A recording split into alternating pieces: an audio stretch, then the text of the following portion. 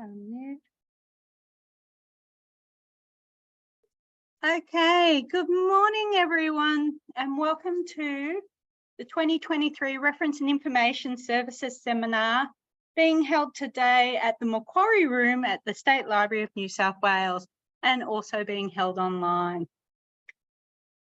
I'd like to begin today by paying my acknowledgements to the Gadigal people of the Eora Nation on the lands that we are physically meeting on today. I also acknowledge the traditional custodians of the various lands on which those participating online are on today, and the Aboriginal and Torres Strait Islander people participating in this seminar. I'd like to pay my respects to elders, past, present, and emerging, and celebrate the diversity of Aboriginal peoples and their ongoing cultures and connections to the lands and waters of New South Wales.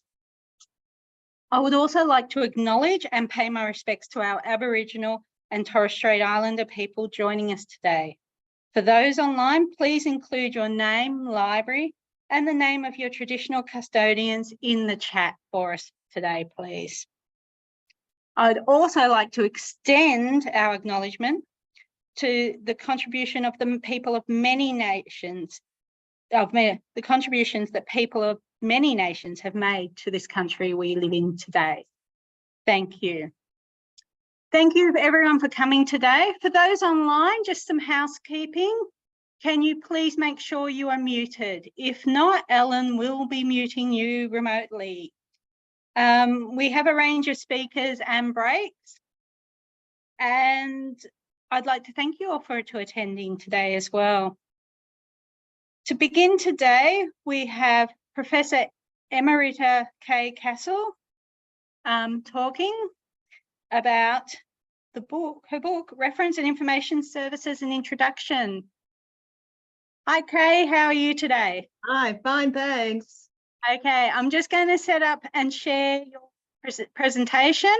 And how would you like to let me know that you'd like to move forward in the presentation? Why don't I just say next? Is that all right? Yep, perfect. Thank you. Okay, I'll good. set it up for you. Okay. Share screen.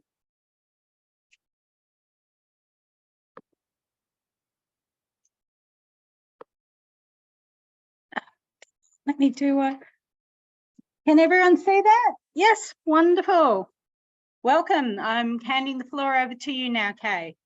Okay, thanks.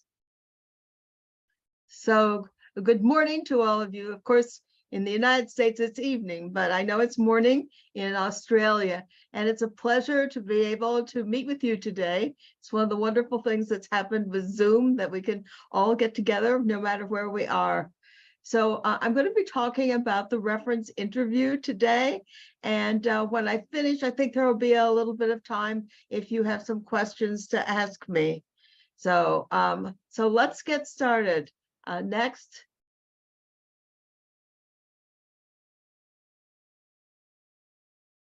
Next slide, please.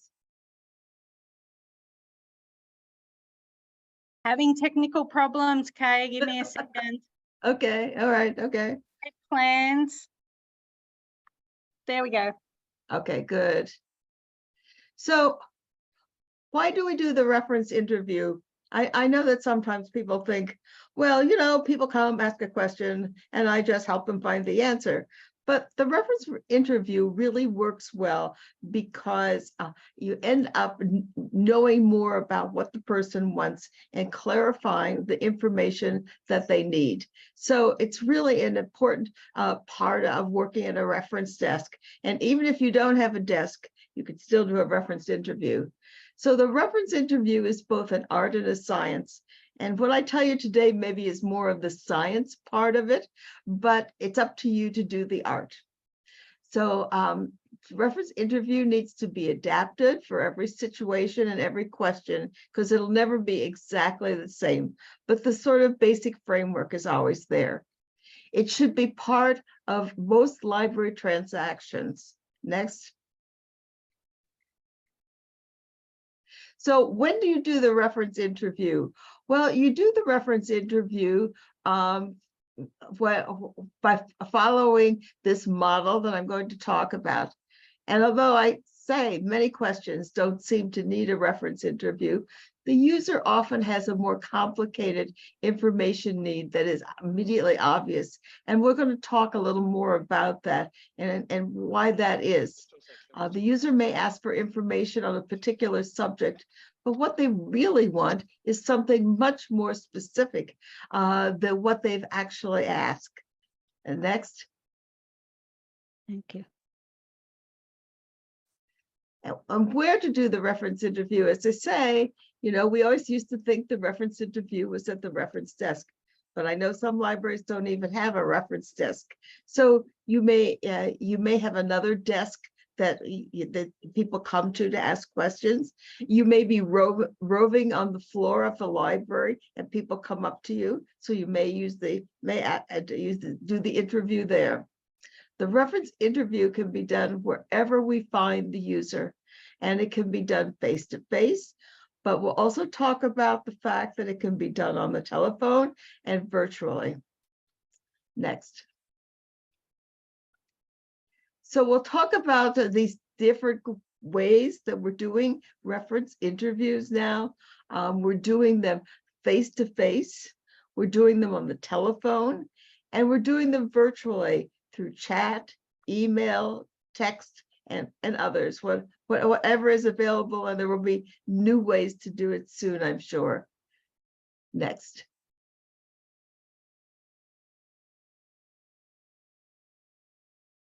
So we're also going to be talking mostly about the general reference interview, but I will spend at the end a little bit of time talking about health information, reader's advisory, and working with people whose first language is not English.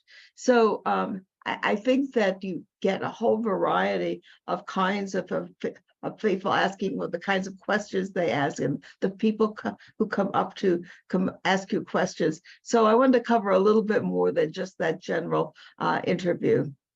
Next. So the reference interview is composed of several parts. I'm listing them here but then we're going to go into detail about each one. So first is establishing rapport with the user. Secondly, negotiating the question, then developing a successful search strategy and communicating it to the user, then locating the information and evaluating it, ensuring that the question is fully answered, the follow-up, and finally closing the interview. Next. So establishing the rapport with the user is so important because people come up to somebody in a library that seems approachable and looks interested in helping them to find the information that they need. So that person is usually listening carefully. They're greeting the person in a friendly, upbeat manner. It may be maintaining eye contact, nodding, smiling, maybe even if you're sitting at a desk, you might stand up, whatever seems appropriate, but making people understand that you're really there to help them.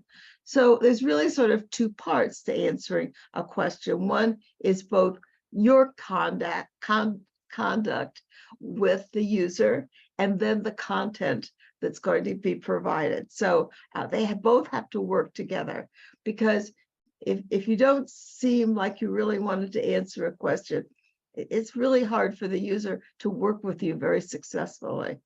So virtually, of course, the person can't see you, so you have to use words to convey the librarian's interest in the user's question.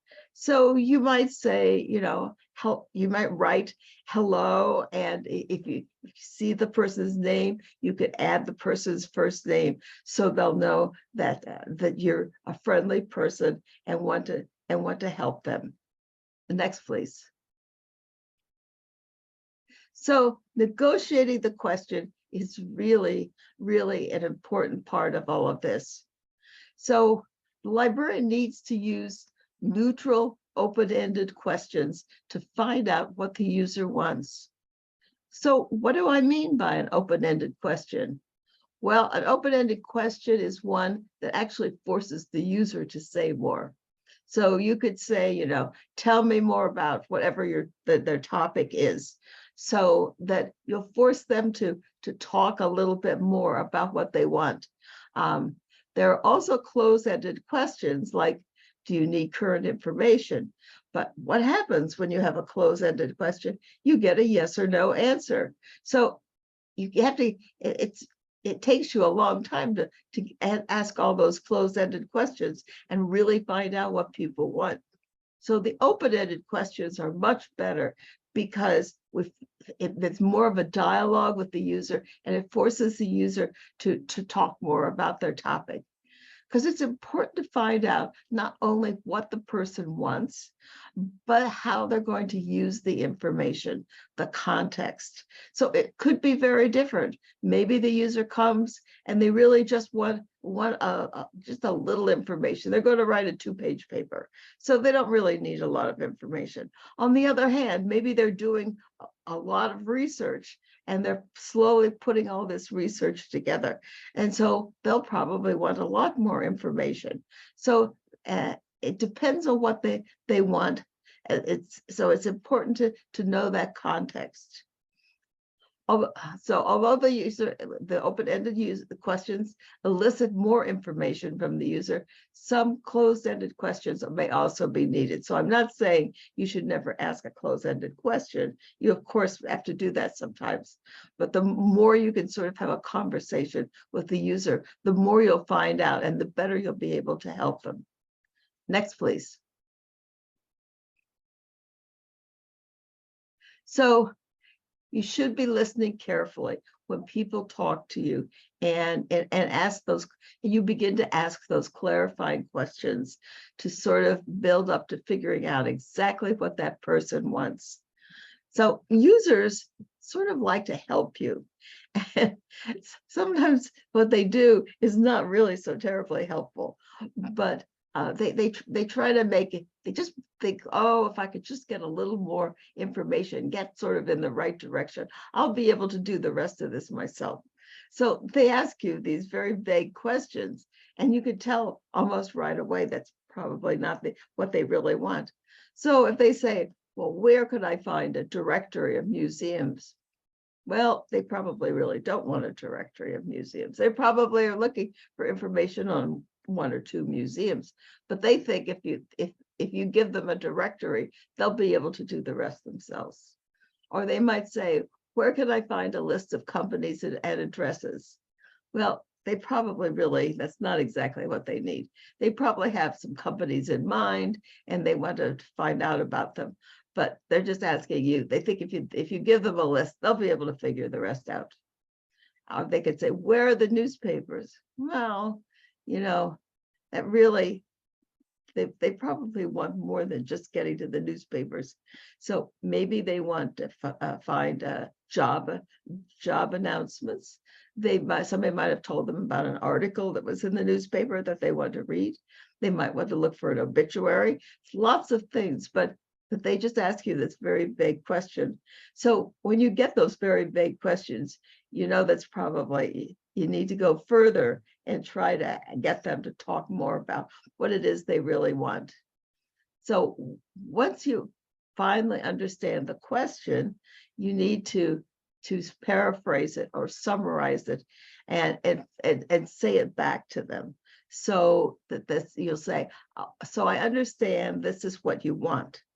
And then let the user say whether that's right or not. I mean, it's easy to get off on the wrong track. And I have some other examples of getting off on the wrong track. But for example, somebody comes in and they've decided to come visit New York City in the United States. And so they say that they want a book on New York City. Well, you know, you need to know more than that. So then you find out that they're traveling to the United States. So they want it. So then you say, oh, maybe you need a travel guide. but it's more specific than that. And you have to keep going, because not only did they want information on New York City, but they wanted to find out how to order tickets for plays and what plays were in New York City. So that's a different question than just a travel guide. So you have to sort of keep seeing if you've gotten to exactly what they're looking for, because people sometimes are just too shy and they really don't want to say exactly what they want, but you can't really help them well. And sometimes you just have to apologize to them and say, I'm sorry to be asking you so many questions, but I want to be sure that I'm really going to help you and find what you want. So if you think that people look like they're offended by so many questions, sort of apologize and just explain to them that you're only asking the questions because you want to do a better job helping them. Next, please. So one of the things that I call these communication accidents, and one of the things when you do too many close-ended questions, you end up playing 20 questions. So you ask them, do you want current information? Do you want books? Do you want magazine articles? So each time they say yes or no. So you keep building on that. It's really a terrible way to go, because if you could just get them to talk, you'll find out a lot more. And so 20 questions is to be avoided if at all possible.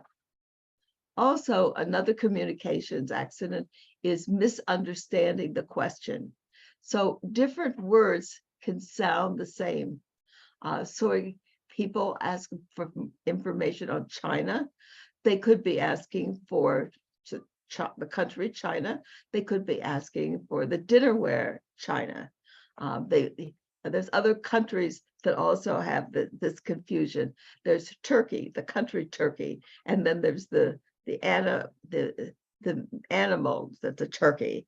There is Greece, which is a country, and there's Greece, which is in the sort of food area.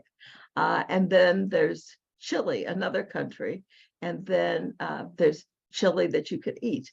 So it's really, and this is just the start of it, but there are all these things that sound the same. So you have to be sure that you're not going in the wrong direction. It's so easy to do that. Also, don't make assumptions about what the person wants. When you listen to what they're saying and how they look, don't make assumptions. Listen to what they're saying that they want, because sometimes if you just make assumptions based on how they look, you'll also go in the wrong direction. And finally, not following up. And we'll talk more about that. Follow-up is so very important. Okay, next slide. So once you and the user have agreed on what it is they're looking for, you have to start looking for it and developing a search strategy. And try to involve the user in it. Use the words we and us. Involve them in this search strategy, because otherwise, they're sort of sitting there not knowing exactly what's going on. Find out what format is needed. Do they want things that they can take home? Do they want things they can read on the computer? Do they want short things? Do they want longer things? So that you can find out the amount of material they need and the level that they need. Is this something that's an introduction for them to the topic? Or is this an area that they know, but they want additional information? So also select appropriate reference sources for them. A lot of them are not in book form anymore. They're online, but know your reference sources. I teach a public libraries course right now, and one of my students is working in a library, and he said that somebody had come in and was asking for information about a particular person, and that the librarian had found information on the person, but they wanted to know if they had written any articles. And the librarian that was at his library didn't know how to find that. And he, of course, is a library school student, and he knew that they had a database that they could use to look for the articles. And so he did, in fact, look for the articles. But that's why as every time something new comes in the way of reference sources, and a lot of it is online, be sure and look at it and see what it does. Don't just say, oh, I'm too busy, I can't do that. So appropriate sources means identifying general sources, or maybe more technical or more scholarly sources, depending on the question. So if somebody's really at a beginning level and just wants a little information, maybe you'll turn to an encyclopedia. But maybe they want much more scholarly or technical information, and then maybe you'll go to a database to try to find more information for them. So finding the appropriate sources is really important. Next, please. So after you identify the resources, it's important to keep checking with the user to see if what you found is meeting their needs. So as I say, you may be finding books in the library that they can take a look at to see if that's helpful to them. But you may also find a lot of sources in databases or online, and they could be sitting in a computer looking at those. And also one of the other things to think about is evaluating the resources to be sure that what they're getting is good quality and the right level for them, so that it's not too general if they don't want general, not too scholarly if they don't want that. And I asked this question about library instruction because it's tempting to sometimes do too much in this area. So you have to sort of judge the user to figure out, maybe you can show them a little more about how the library works.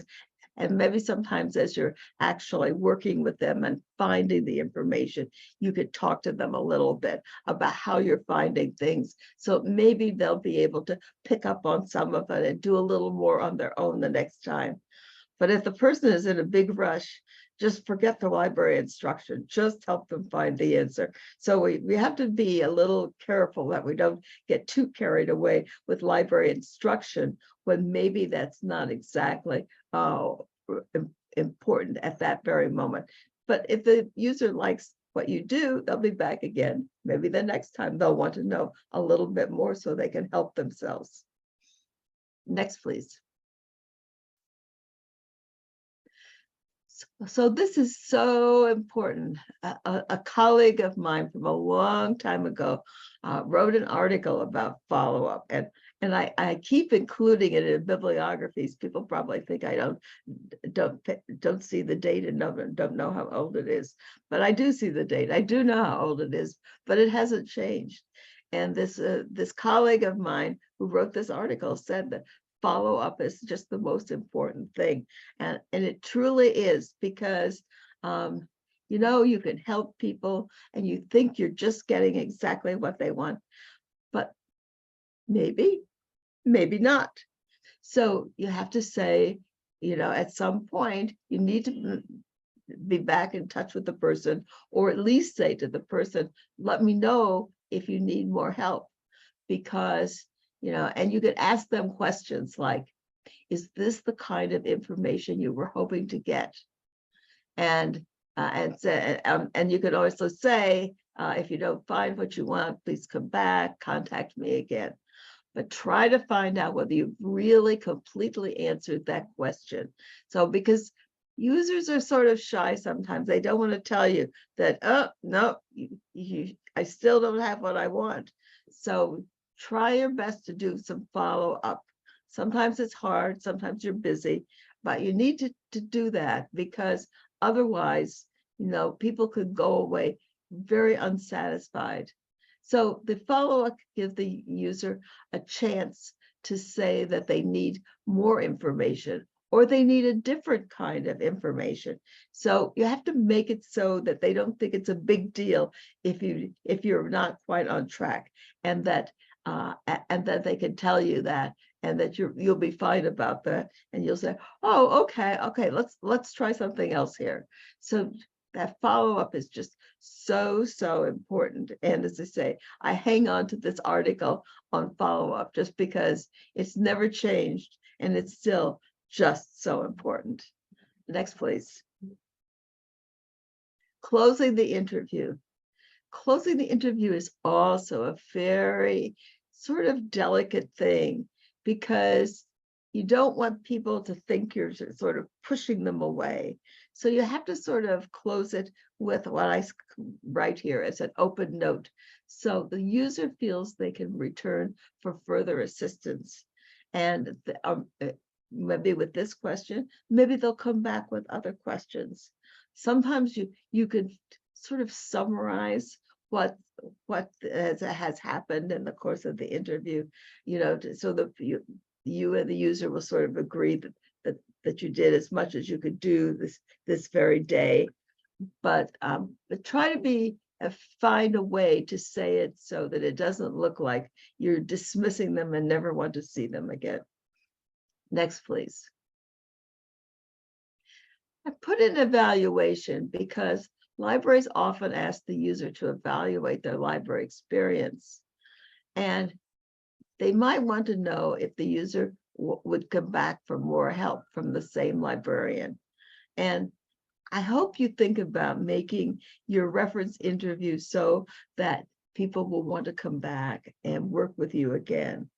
I don't know if you've ever seen this, but I actually worked I worked in both college and public libraries, but I used to work at a college library for a while, and one of the people that worked with me was not very popular with the students, and so I would see that the students, when they saw that he was on the reference desk, they would be looking around to find one of the other librarians, because they didn't want to ask him to work with him again.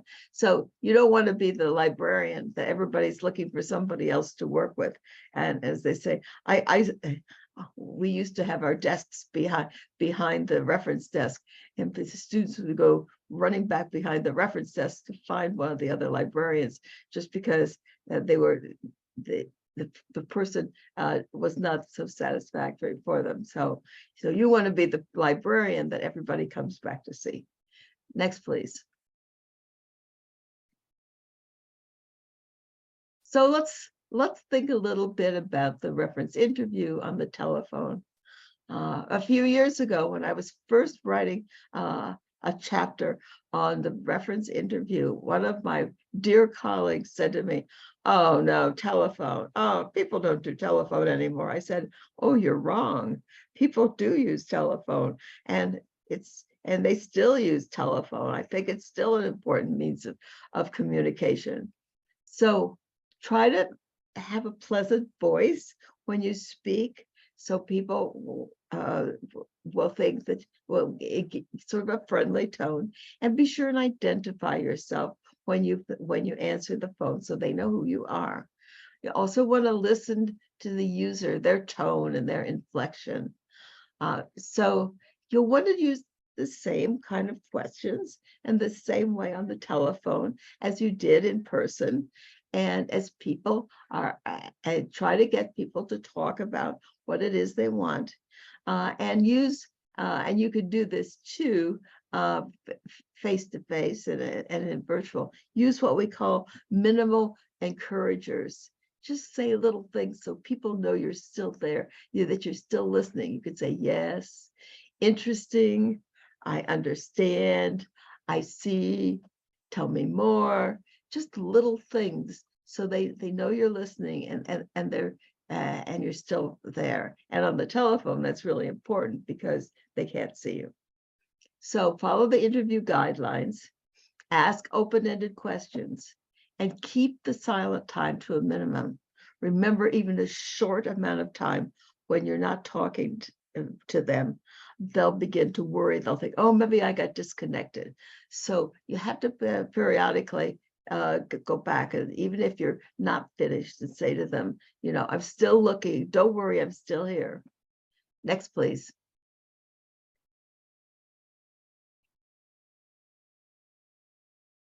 So one of the things you can do on the telephone, since they can't see you, is you can explain what you're doing. So so that and as they say, check back in with them every so often. So when you find the information, you should cite your sources also, so they know where you got that information. Encourage the user to call again when you've finished. And we recommend telephone reference policies. So you say, oh, what would that be? What would go into that? So it could be whatever you want, obviously, but sometimes you won't want people to ask really complicated questions in telephone reference because it takes a long time. Maybe you'll want to start there and then find a way to transfer them, either have them come in or put them on virtual, which will be easier to work with them with a more lengthy question. You may have a sort of not a time limit that says only 5 minutes, but something that sort of indicates a reasonable amount of time to work with one person in telephone reference. And people who do telephone reference, they will also tell you what some other things that should be in the policy to sort of help them to know that they're on the right track. Next, please. Now we have the virtual reference interview, and it's became a lot more popular during the pandemic when people couldn't come into the library. I'm sure it happened to you. It certainly happened to us in the United States. Virtual reference interview includes a lot of things. It includes email, chat, IM, instant messaging, texting, text messaging. So we have to take emails separately. So email needs a well-designed form to gather information. And it may take you a while to get to that well-designed form. The first round may not do it. One of the things that we've discovered that happens with email reference is that people ask their question and that's it. They fill out the form, they answer their question, and it's hard to go back and collect more information from them. They usually don't respond. So that's why it's important to get a well-designed form so you can gather the information the first time. So, so as I say, it may take you a couple rounds to actually get that done. Next, please.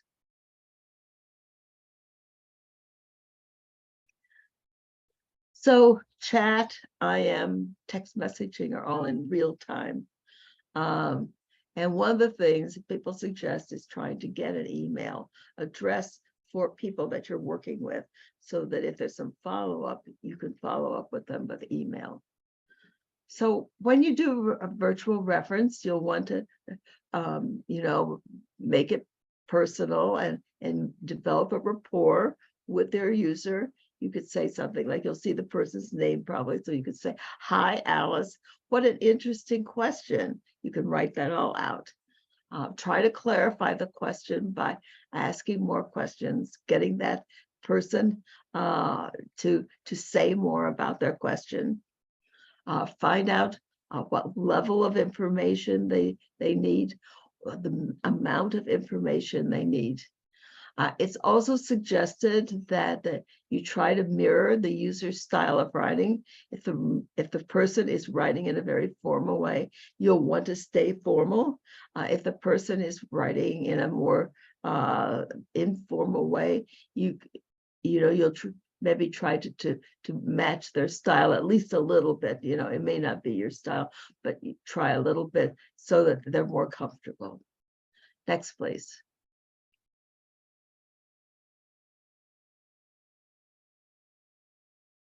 So once again, when you've been talking, meaning writing back and forth on virtual reference, repeat the question to see if you're understanding it. Tell the user what steps you're going to take since they can't see you. And sometimes you'll be away from the computer for a little bit or on another computer looking for things for them. Try once again to be inclusive. try to include them, talk about we and us, so they feel that they're part of the of what's going on. And usually, at least when I've asked questions on chat, for example, people will, the librarian will send things along, they'll send links to things, and then ask for feedback. Is this what you're looking for? Is this useful? So you have to keep checking with people to see if you're on the right track.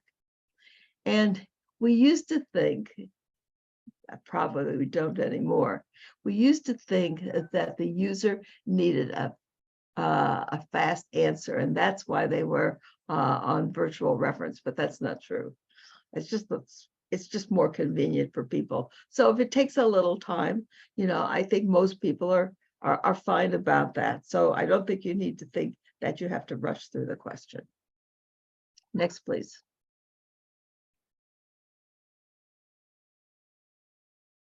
So it's interesting. There's been a lot of research and some research during the pandemic showing that chat is the most popular way for people to ask sort of research-oriented questions. So that the texting probably is asked more for really short kinds of questions, but chat is for people who want to have a little more time to ask their question, they go to chat. So it's also important if you're summarizing at the end to write it, do a well-written response. Sometimes you don't need that, but if you do, people find, the research finds that people like a well-written response because it shows that they put more importance on your question. So it's always good to even just a couple sentences of summary or whatever you think is appropriate, but write it nicely so that people understand that you put some importance on their question. Also, I just wanted to mention that virtual reference can be very good for people who don't speak or understand English very well. So it can be a real help to them to be able to write things out. Next, please. So here's some other things to be alert to. The imposed question. So sometimes people come into the library or on virtual reference or telephone, and when you ask the questions, they don't really know the answers to them. So sometimes the reason for this is because they actually are not the person who's needs the information. So sometimes in public libraries, parents come in during the day to look for information for their assignment that their child has. So all they have is the piece of paper that the teacher gave this child, and that's how they're trying to find the answer. So you have to work with what they have. Sometimes the person comes in and they're trying to do something for somebody else. And so they just have a little information, they don't have a lot.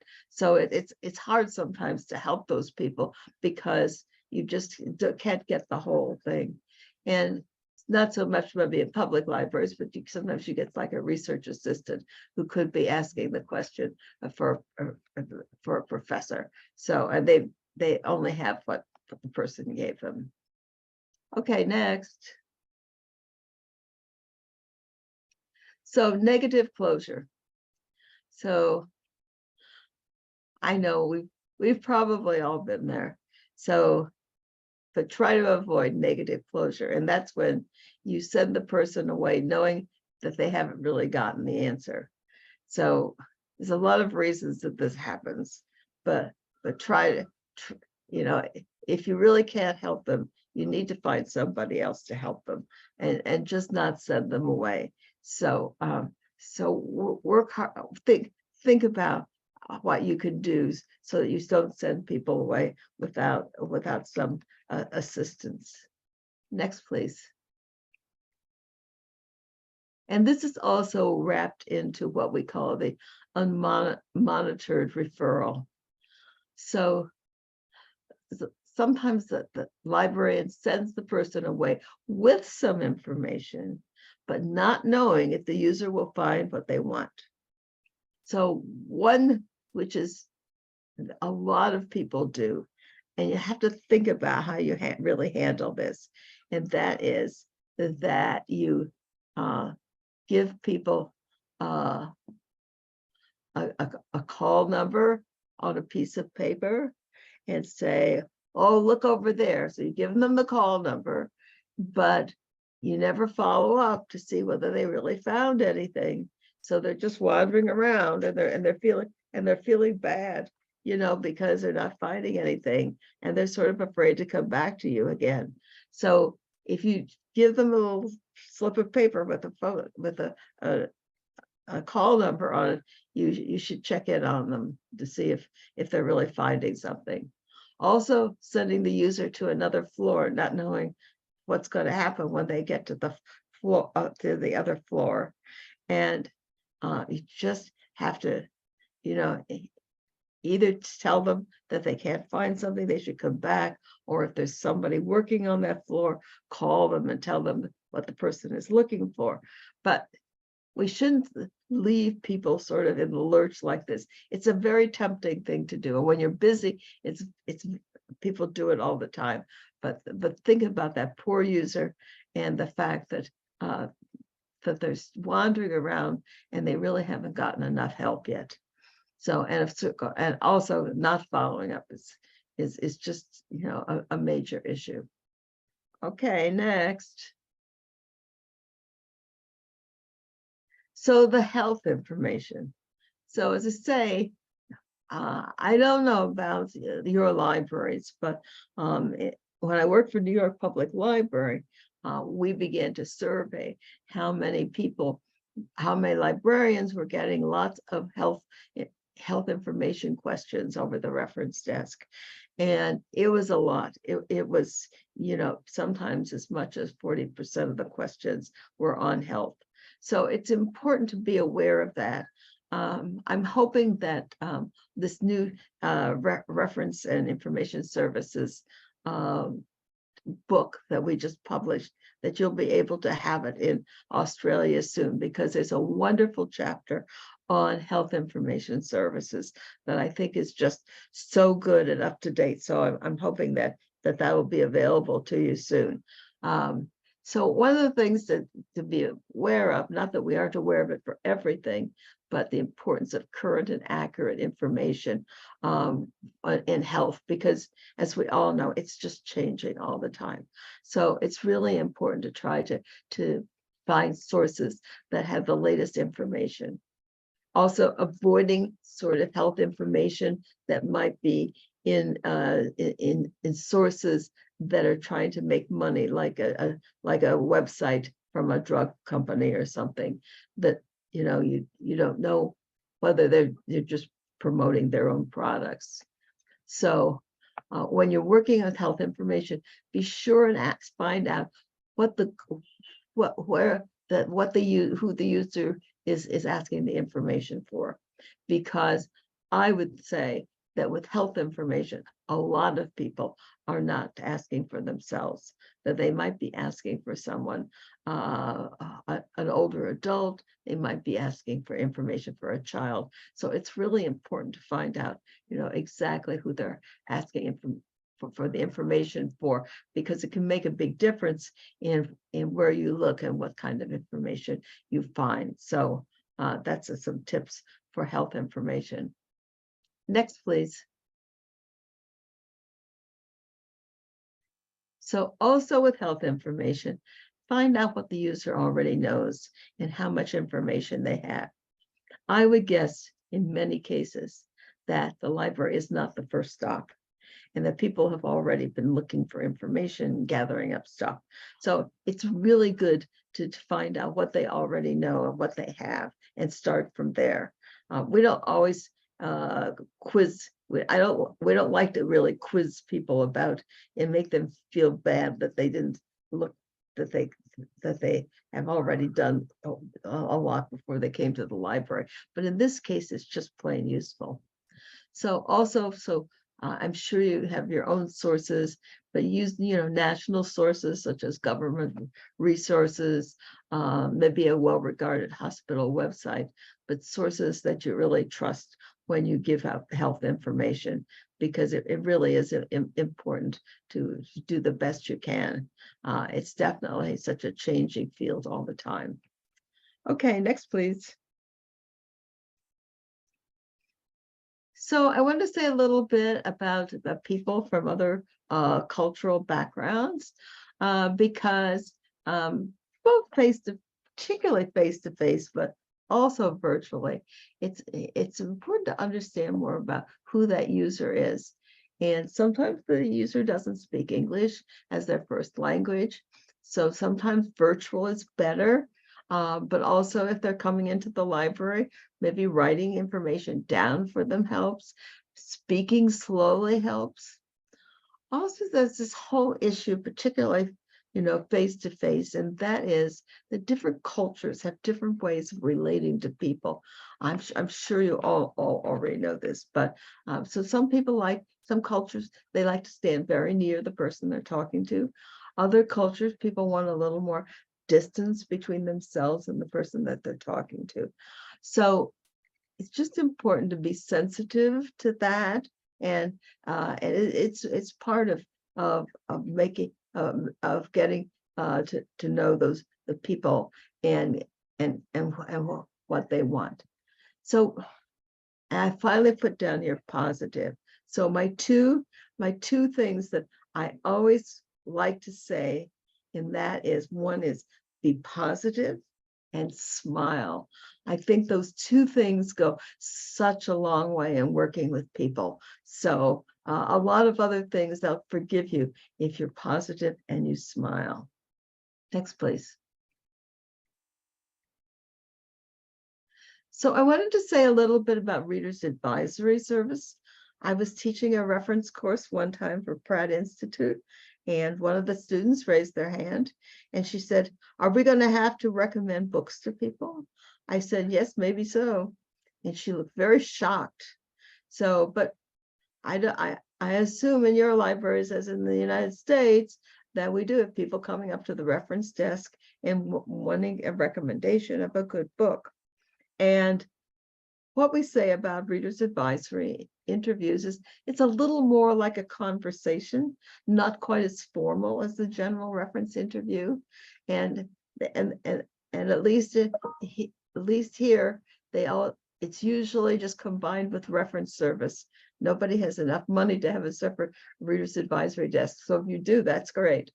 So the Reader's Advisory interview can be face-to-face or virtual. I think people hadn't really thought so much about doing virtual interviews, but when COVID developed, that's what people did, because people still were reading and they still wanted recommendations.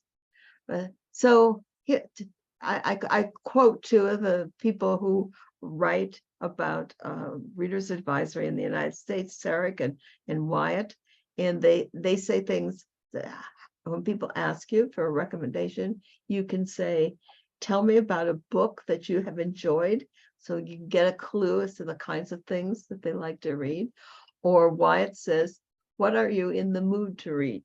You're not always in the mood to read the same thing, right? Most of us aren't. Next, please. So here's some things to think about when you're talking to somebody and trying to help them find something to read. Appeal factors. So what is it that they like about the books that they have read? Maybe they like that it has history in it. Maybe they like the adventure in it.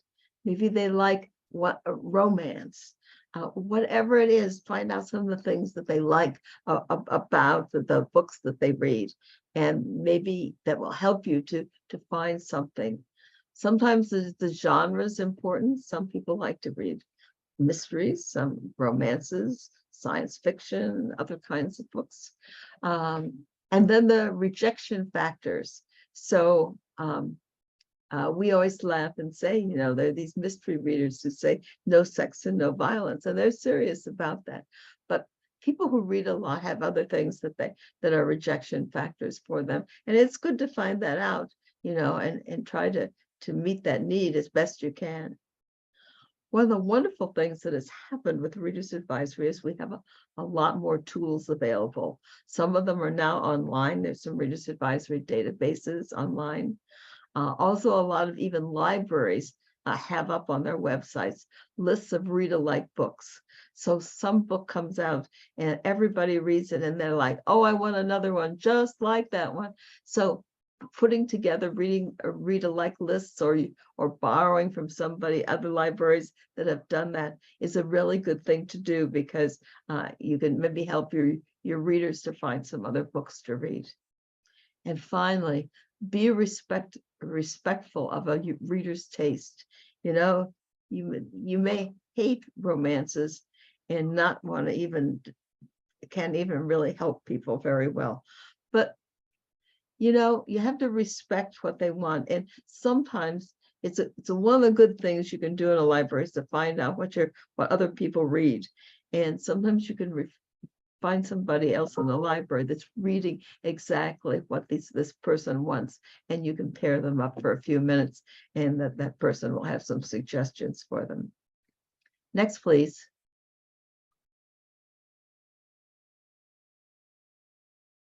So if you do an RA interview virtually, you can just do the same thing you always do. Interview the person over the phone or virtually and write everything down.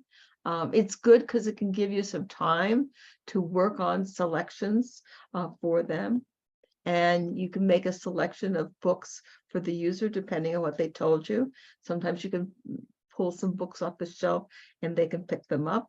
Or you can select ebooks that you have that they might like, and you can recommend those. Next, please.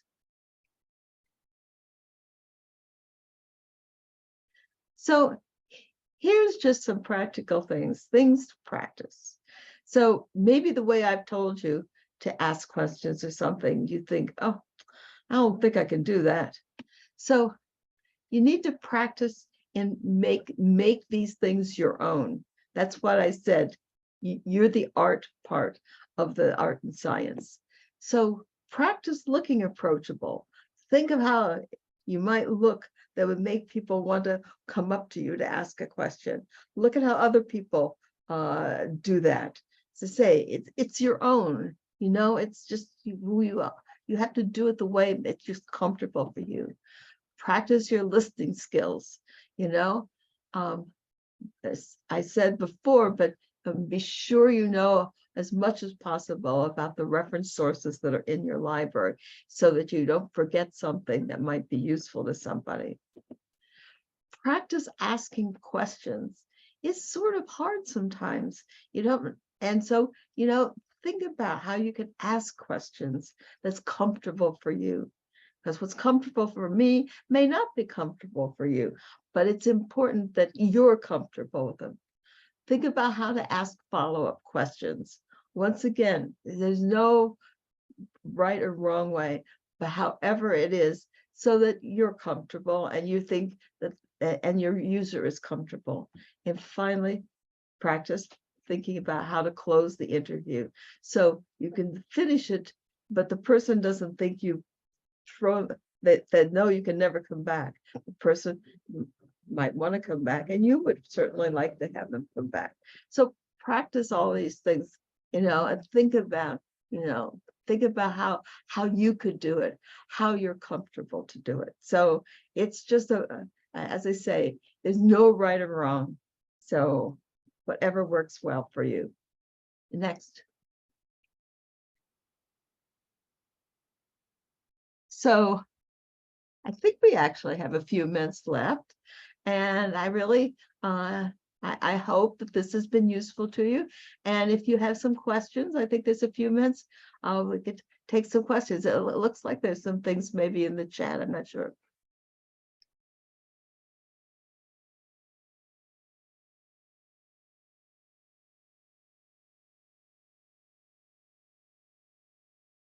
Thank you, Kay, and thank you, everyone. We haven't got any questions in the chat, but on site, has anyone got any questions for Kay?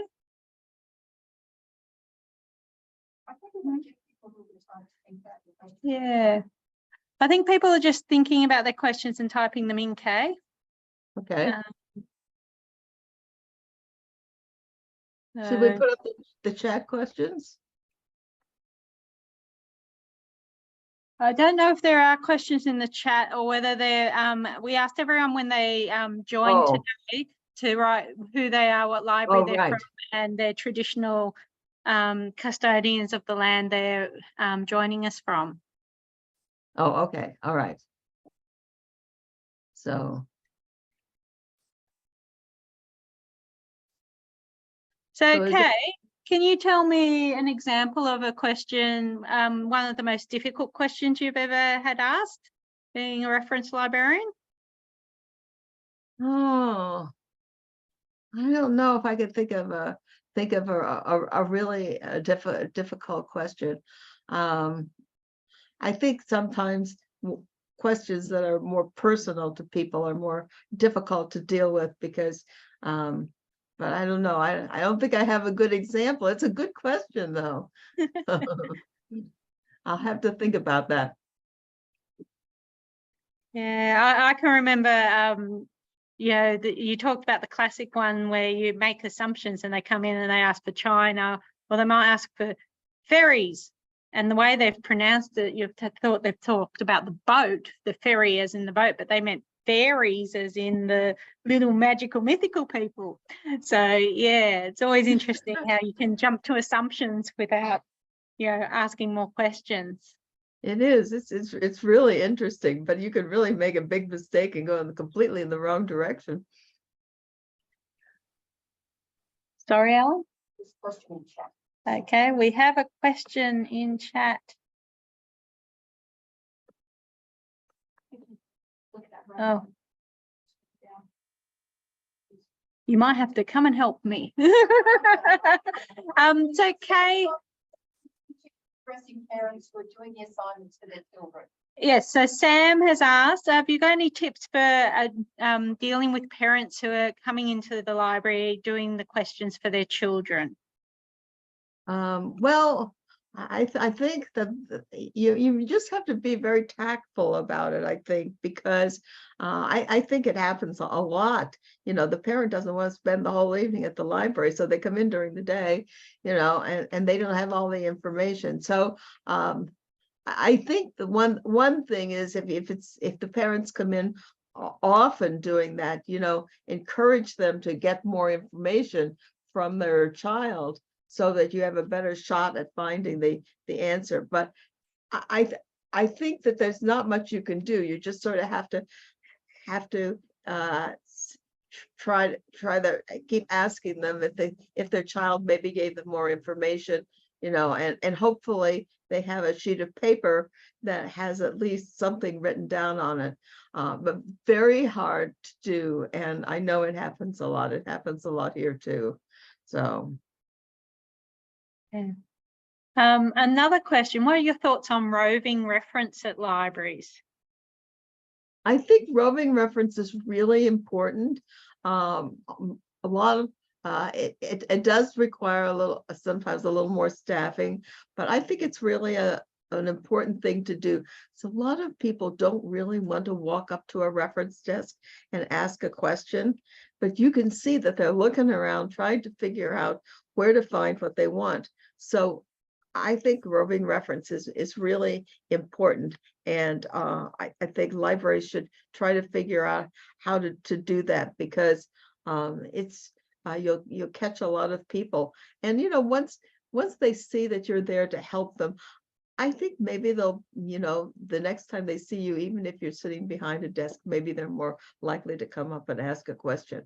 A lot of people are afraid that they don't even know that they can get help from a reference desk. So you know, that's so I like roving. I think it's a good solution. And you talked about phone policies in your discussion. Do you have an example of a phone policy in the book? No, we don't have an example of a phone policy.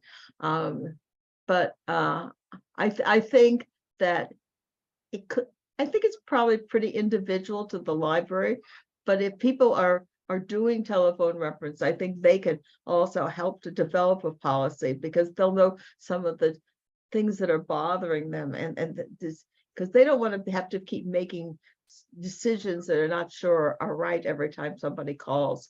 So they'll know some of the things that should be written down, so they at least have some guidelines, I think, because people can want you to write help to do the research paper over the phone, and it just doesn't work that way. You just can't do that. But on the other hand, you can maybe get them started that way. But I think that, just to make people more comfortable to do telephone reference, we need to have some guidelines. But I actually don't. I should look. I'll look. I think it gives me an idea of looking for somebody's policy to do.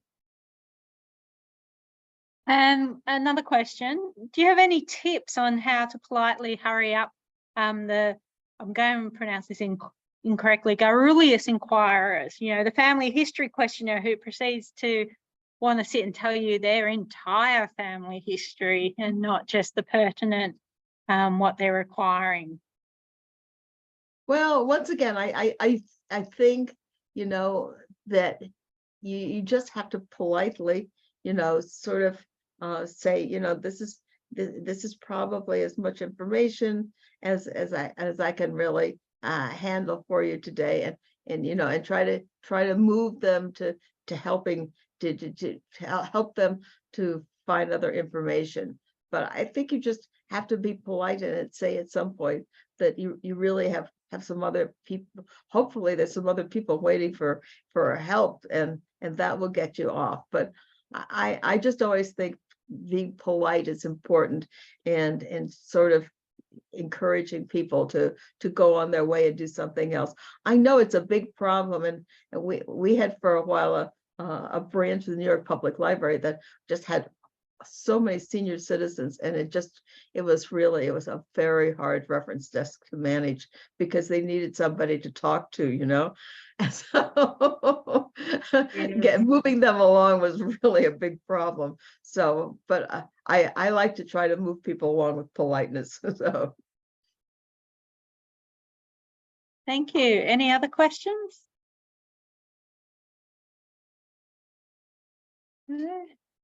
Yes. Any tips for using out when dealing with some similar things like what's there in the Okay.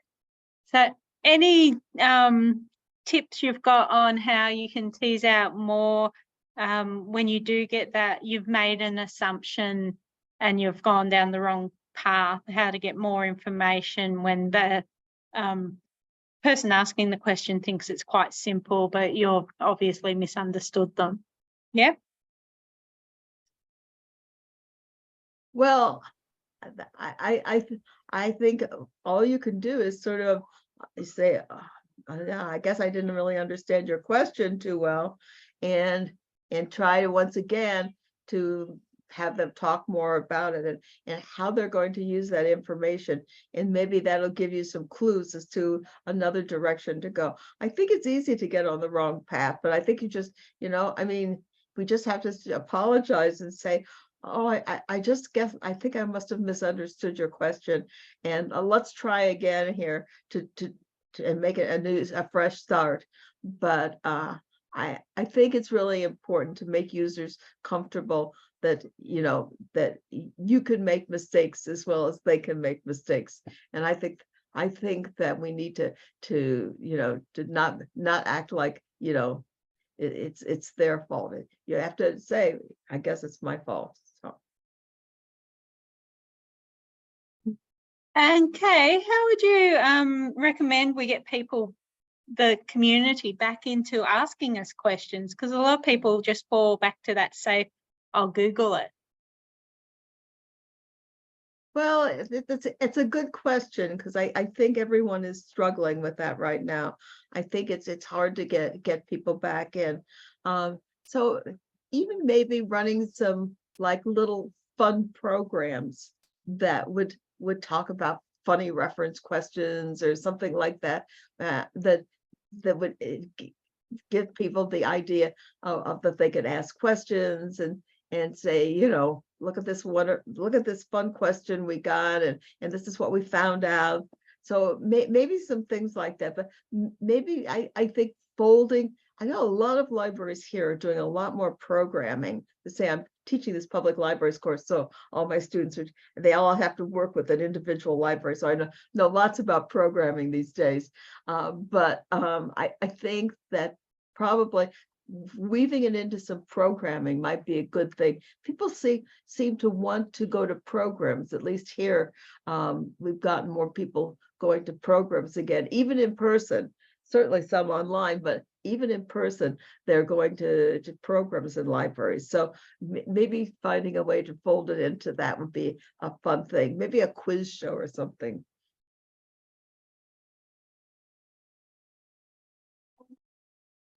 Yes. Yeah. How can us working in libraries and improve our how can improve and advice to or readers advices for children?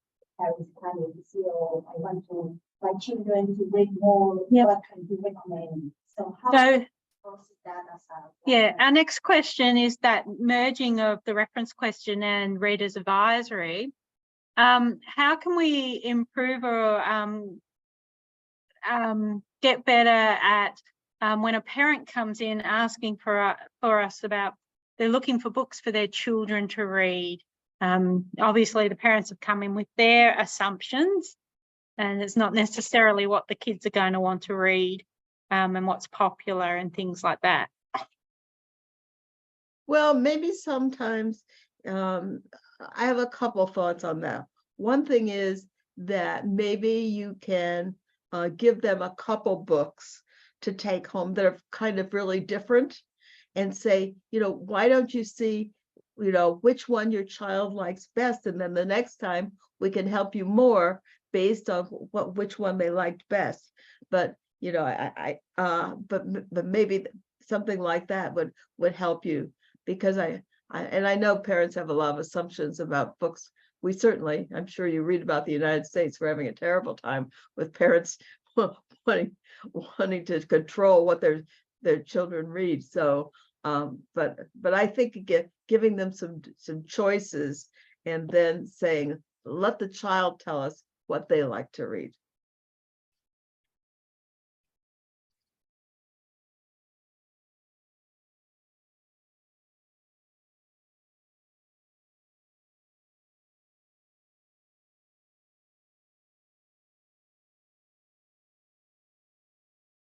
Apologies, I was muted, Kay. We have no more questions. Oh, wait a minute, one more has just come in on the chat. Do you recommend a particular desk setup is more conducive to better reference services? For example, a desk that is away from the traffic area or off to the side? Well, I think it should be where Indeed. people could see it easily. You know, I think it shouldn't be hidden.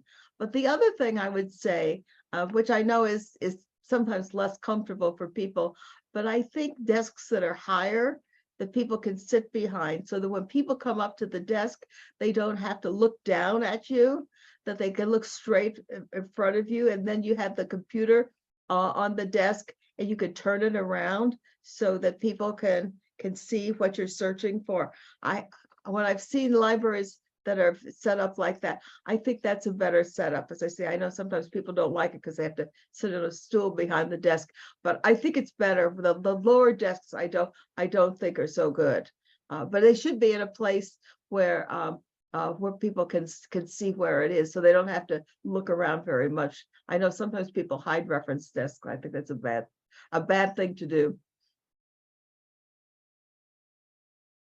Well, thank you, Kay. We might wrap it up there. We really appreciate you spending the time with us tonight, for your time, or yesterday, last night for your time.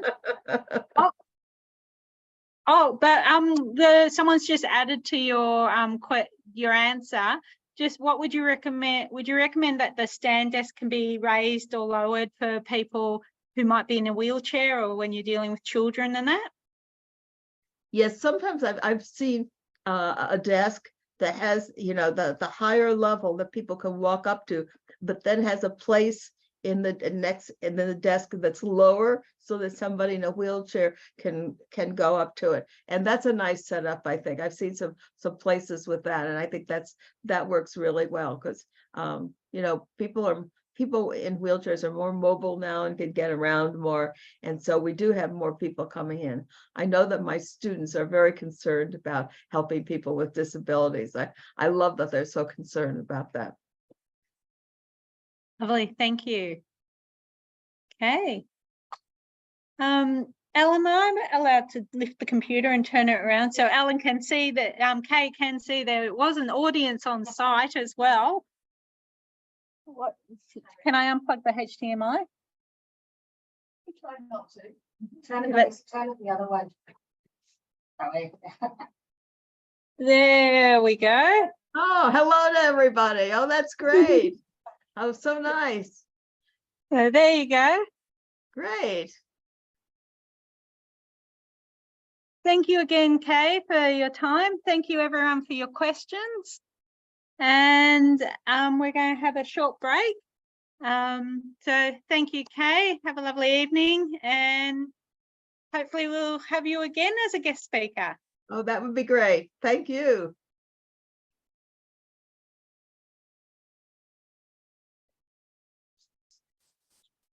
Okay, thank you everyone online. We're going to have a short break and a stand and stretch for everyone here, and to use the facilities. And we'll be back online at 10:50. Thank you. To go and use. Welcome back, everyone. I hope you all had time to go use the facilities and have a quick refreshment break. I'd like to take the opportunity now to introduce you to Gabrielle from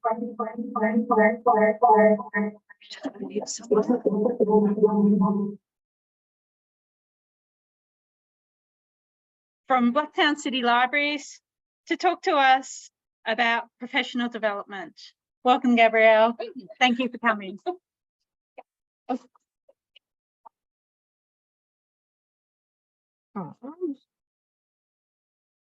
So, hi everyone, my name is Gabby and I'm from Blacktown Libraries. So there I do two roles. So one being I'm a branch librarian at one of the smallest branches. And I'm also filling in as the training and information services librarian in the community learning team. And so part of my role as the training and info librarian is to provide staff training opportunities. And while we endeavour to get our external organisations in to train specific needs, I had been thinking about how we can do this on a continuous basis throughout the year. So stage one really centred around three problems. One being, how can we provide training to all staff across the branches? So we have 5 branches. We're one of the biggest councils in Sydney. And we also have full-time, part-time and casual staff. Number 2 is time. Time is always tricky. There's only so many hours in a day. There's so many hours that, you have to do desk shifts and off-desk tasks and all of that jazz. So how can we provide something that can allow people the opportunity to do it at their own pace? It's easy to come back to and all of that. And number 3 is learning needs. People respond differently to different training. So people learn through reading or, doing, listening, all of that jazz. So my stage 2 was sort of my questions and answers. What I came up with is that the best delivery method would be email. I'm sure it's the same at every organisation, but when you start, you're given an employee email, you put on a group list, and at us, it's the main way that we communicate. So email was how I would deliver this training, and how can I showcase the activities, and that's a newsletter. something that's simple, not too overwhelming with different things, which lead to the product.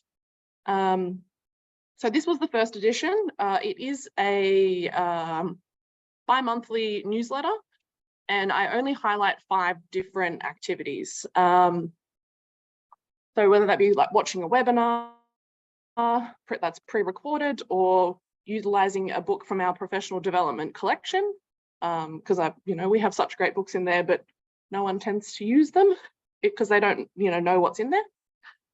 A module on ref excellence, or an e-list that's just sort of passive development.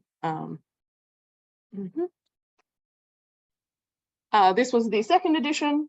So the whole community learning team sends me content that they think is useful for staff to know, and that can be done at different times. They can stop and come back to it easily. And yes, and I'm working on the third one right now. Feedback, it's important with any new initiative. We've not done this before, to get feedback from people, to know if I'm putting things in there that they find useful or not. And yeah, so I created an anonymous feedback form where they can sort of give me information on what they did. Now, a few people have said that they haven't liked the activities, but we've got nearly 100 staff, so that's bound to happen. So yes, they found it informative, they felt uplifted, and they absolutely enjoyed. So this last one leads to my next sort of professional development activity that I started this year, and that is an internal podcast. So we were lucky enough, we got 2 podcasting decks at work, and I was really thinking about how we can utilize these for staff training. So the idea is that it's a refresher on different aspects of our service. So the first episode was on technology, so both the physical MFDs, the computers, and all of that, and also the questions, questions that people ask around technology, because I'm sure we get many. It's more informal and conversational, so it's not, you must know these things. It's just really us having a chat, and then hopefully those little bits of information sort of feed through. I also create an additional resources sort of document to support, which included, some pictures. We recently got new printers, so like a picture of the interface, because some people were a bit nervous about it, or what else? I don't know. Think of the next one. The next edition is on our databases and our digital resources. So just including like the little logos and how you get there in sort of a document that they can look at after they've listened. So yes, thank you. We only had 5 minutes, it was very quick. But yes, but if you have any questions or want to know more, please email me or come and chat to me in the room. And yes, thank you. It's very fast. Stop share. I'm going to stop sharing, and then we go from there. Have we got any questions? You can't go yet, Gabrielle. Any questions? Let's see. No running. It's 5 minutes. I've just tried to get everything in there. When would you encourage your staff to take advantage of these learning opportunities? So, Gabrielle, when would you encourage staff to take advantage of these opportunities? Yes, so we, across the branches, we do get sort of off desk time. So where they're sitting at their own desk completing tasks. Now, if you're listening to a podcast, you can do that whilst you are sort of doing your work in the background. In our returns room, we have the radio on, so just pop it on. But yes, it's because it is sort of self paced. We sort of encourage the staff to just ask their team leaders you know, can I get 20 minutes just to sort of do this or do that? So yes, so because we want it to come from them. So do they report back on what they've done, or more just ask the time? I do encourage them to let their sort of supervisor know, because in our sort of achievement plan, if you will, you sort of have to do professional learning. So yes, so even though I ask for feedback, I don't know if like everyone's giving me feedback, but yes, they should be telling their supervisor that, oh, I've done this or I've listened to that. So yeah. So that was in response to a question about asking whether they get they have to report on partaking in the professional development. Yep, another question.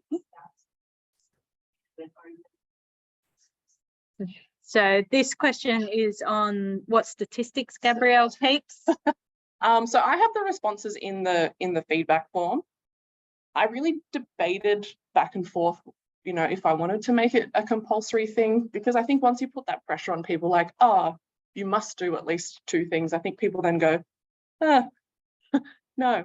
So I wanted to, because it's a bi-monthly one, I wanted to sort of start the role on like a learning culture. So maybe like they don't do one from this newsletter, but maybe in the next one they do it, or so yeah, so I don't keep specific things. I do keep the responses, just so I know if I'm on the right track or not. But yes, they should be reporting it to their supervisor that they have done something. Yeah. It's part of the big organisation trying to improve. Yes. Stand the mandatory debate. Yeah. Said before, and like to suggest you just keep going from the extraction, and eventually get all. Yes, yeah, that's the hope, and especially with the podcast as well. Like, oh, here are sort of external things, but here is also.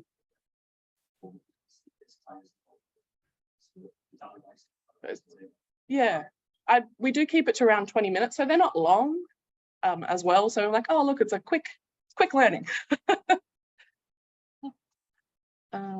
And I think there was one, I can send a copy of the newsletter. I think someone had asked that. Yep. And what do you use to format your newsletter? Oh, Canva. Canva. Yeah, No, it's it's easy. okay.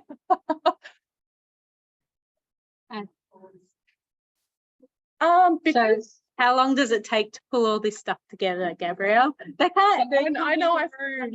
Yeah. It takes a few days because everyone from the team sort of sends me the things. I don't really, sometimes it's just putting it into the document. So our next one, we're tying into the Fine Legal Answers database. So my whole front page is just about that one. And then Jackie, who looks after the databases, she sent me a Britannica. They've got free webinars on how to use it. So I've just put that in. So the first one probably took me the longest, but yeah, only maybe like 2 days.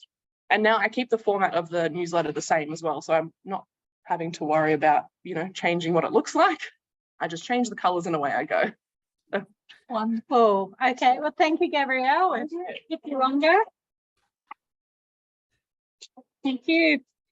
Okay, the next person is going to be Nari from Richmond Upper Clarence Regional Library about using Beanstack for professional development.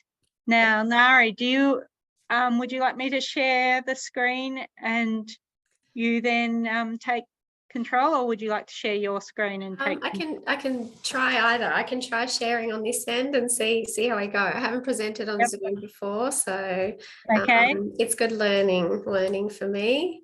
You might have better technological luck than we have. I don't know. And there we go. Okay, can everyone see that? Yes. Okay. Let's see. There we go. Is that that's all working? Yes. Okay, excellent. So hi everyone. My name is Nari, and I'd just like to acknowledge the traditional owners of the land in which I'm speaking to you from today, which is the Gadigal people in Bundjalung country up the top of the state. I'd like to pay my respects to elders past, present, and those emerging.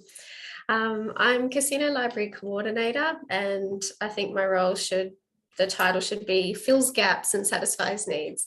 In a smaller regional library, we have different roles and what we need to do. Actually speaking on behalf of one of my team today, so I've got her details at the end.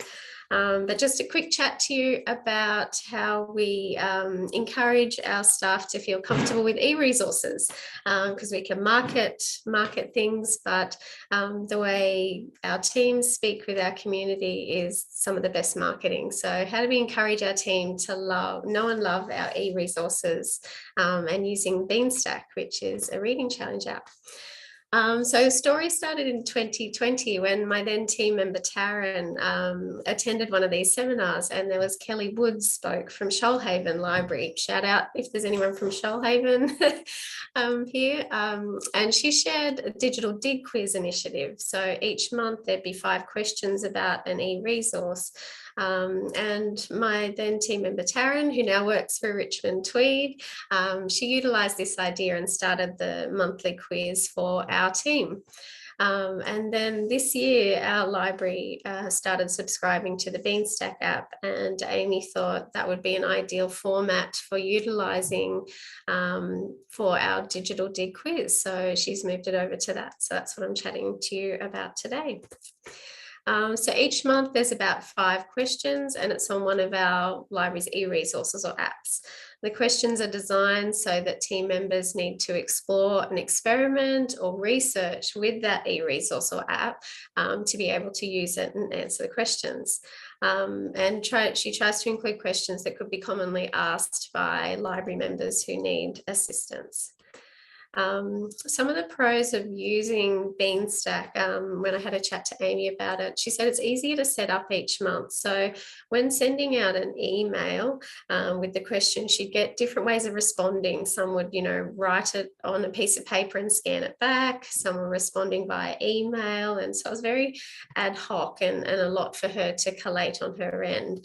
Whereas with Beanstack, she can just simply extract all the answers out into an Excel document and see all the responses in one place. You can set the challenges to staff only, so the library members don't actually see these challenges when they're in the app. And we're using an e-resource while learning about other e-resources, which is pretty fantastic. And we draw a winner each. Amy draws a winner each month, and they get a little treat. So you can actually do that within Beanstack as well. So just some screenshots of some things. So Amy set us all up as library staff as our role within Beanstack, so that when you start the challenge, there's a little tick box to say, yes, the challenge is only for staff members. The right-hand side just shows you what our latest challenge looks like. So this month, last month, it was on the Gale Health and Wellness database. When you log into the Beanstack app, if you're staff, you can see the challenge there. Once you join the challenge, you can go across to the activities. So the activities, the 5 activities are the 5 questions on the e-resource or app.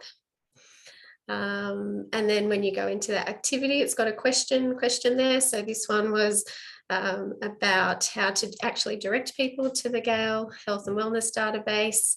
The staff can type their answer in, and then it logs it as a completed challenge. This, you can see up the top, it's just a little snippet of the spreadsheet, but the spreadsheet's quite all the answers that Amy can extract. It's actually got the staff members' names and details, all the activities and badges with all the responses. So that's kind of fun to share. You can see the example up there from a previous month, which was more of a reader's advisory kind of question. So Nate had to research a book that was a romance with a serial killer in whichever app or resource it was. So you can see the different responses there, which made it easy for Amy to share with the team. And the screenshots down the bottom are to do with drawing a winner. So it's called creating a drawing, and it's just once you've attached it to that particular challenge, it's just a matter of clicking the button and determines a winner. So for any more detailed questions, I will likely be unable to assist, but I've got my team member Amy's email address there, which I'm sure will go up on the wiki. But it's working really well. And yeah, it's, as I said, you get to use an e-resource to learn more about them as well. Thank you, Nari. Thank you. That sounds great. And we'll share Amy's address if anyone has any further questions. Yeah. So thank you for sharing. Thank you. Okay. For Gabrielle and Amy comes Nari. Thank you. Okay. I'd like to introduce Joe Riddell and Brendan Soames. Is Brendan here? Yeah. Yep. Up you come, Brendan. Are you coming up to talk or not? Not immediate. Not immediately. Okay. So we've got Joe and Brendan here to talk about the NED service. I'm not going to steal their thunder and tell you what it is. Have we got PowerPoint, Ellen? Joe, would you like to share your screen, please? I will, thank you. Hi, everybody.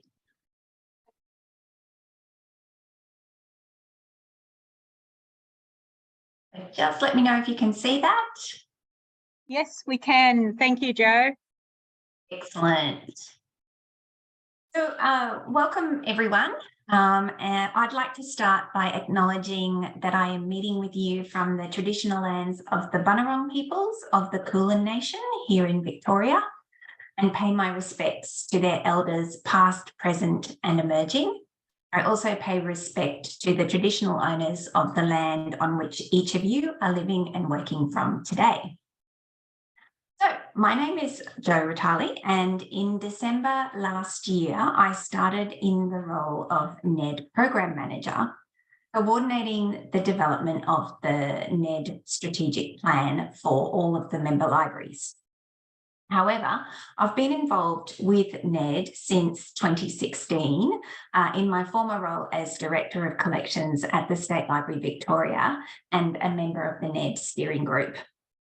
I'm co-presenting with Brendan, as you heard, who's the Acting Coordinator, Collection, Acquisition and Curation of Published Collections at the State Library of New South Wales.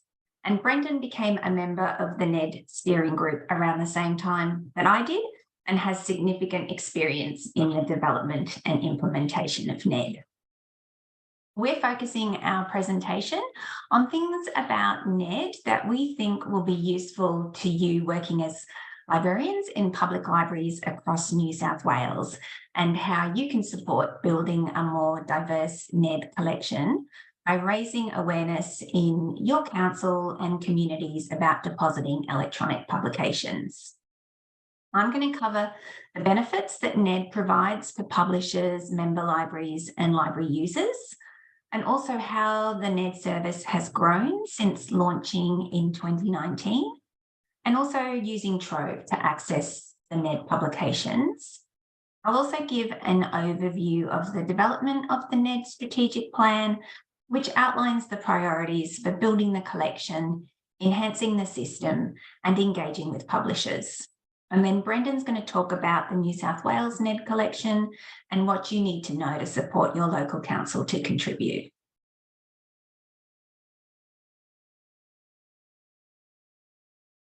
Let's start though by talking a little bit about legal deposit and how it works here in Australia.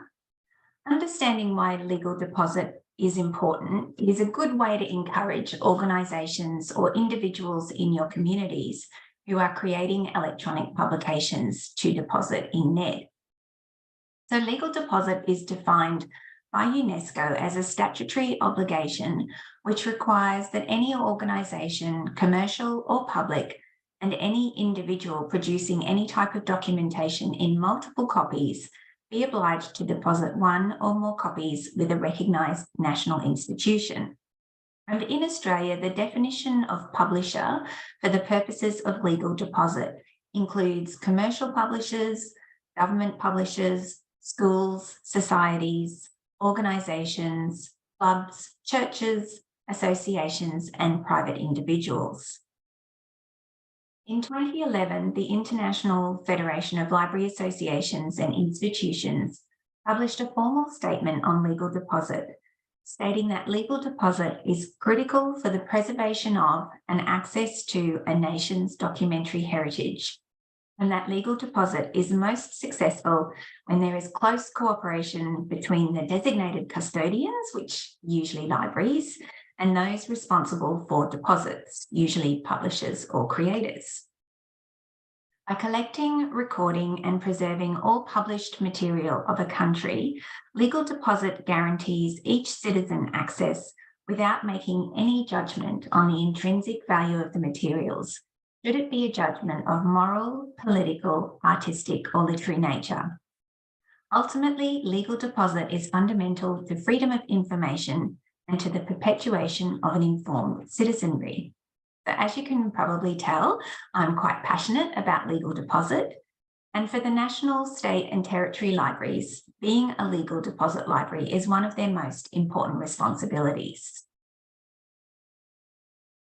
What isn't so great about legal deposit legislation is that its application in Australia is complex. Today, except for the ACT, it is a statutory requirement that print items published in Australia are deposited with both the National Library and the state or territory library of the jurisdiction in which the publisher is based. Nearly all the states and territories also have audio-visual formats included in their legal deposit legislation. And while many states and territories have legislation that includes electronic publications, some are still waiting for this to happen. In New South Wales, Queensland, and South Australia, publishers are also required to deposit publications in parliamentary and university libraries. Further, all material of particular relevance to South Australia must be deposited with the State Library of South Australia, regardless of where it is published. And finally, deposit of government publications in some states is mandated in a separate circular or administrative guideline, which is the case for New South Wales. So really confusing and complex. Fortunately, in 2016, national legal deposit provisions were extended to include electronic publications through changes to the Copyright Act. And the national, state and territory libraries saw an opportunity to develop a single service for publishers to meet their legal deposit obligations and manage at scale the deposit, storage, preservation, discovery and delivery of published electronic material across Australia. It took nearly 4 years to build NED, which is a whole other story and not for today, and the service went live on the 30th of May 2019. If you're ever looking for information about legal deposit obligations, the best place to check is the NED website in the section, What are my legal deposit obligations? And this will go through each state and territory, as well as what you need to do for the National Library. NED was developed to enable the streamlined collection and preservation of Australian electronic publications with benefits to publishers, member libraries and library users. For publishers, they meet their state and national library legislative responsibilities through a single deposit. And there are a range of deposit options. There's the online portal for single and bulk deposits. There's an email option for community newsletters that are circulated via mailing lists. And there's an FTP option for publishers with large and regular deposits, such as newspapers and trade publishers.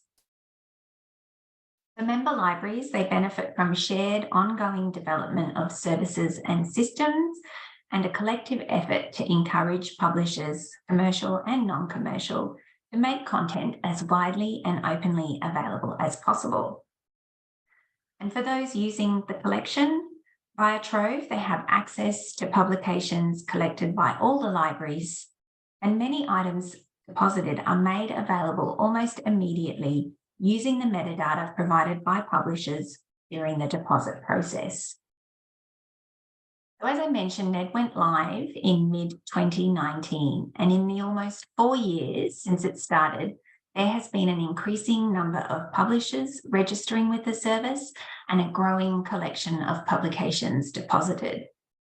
In that same timeframe, we have also seen some pretty major disruptions to our lives and a reliance on digital more than ever before. I thought I would share some statistics that demonstrate the uptake of the service since launching in 2019. So this slide shows a percentage breakdown of the different types of publishers who are depositing. So as of February 2023, over 4,500 publishers have used the NED service. And since 2019, we have seen a 30% increase in publishers registering each year, which is a really great thing to have. Over 93,000 electronic publication titles have been deposited, and this slide shows the variety of publication formats within the NED collection.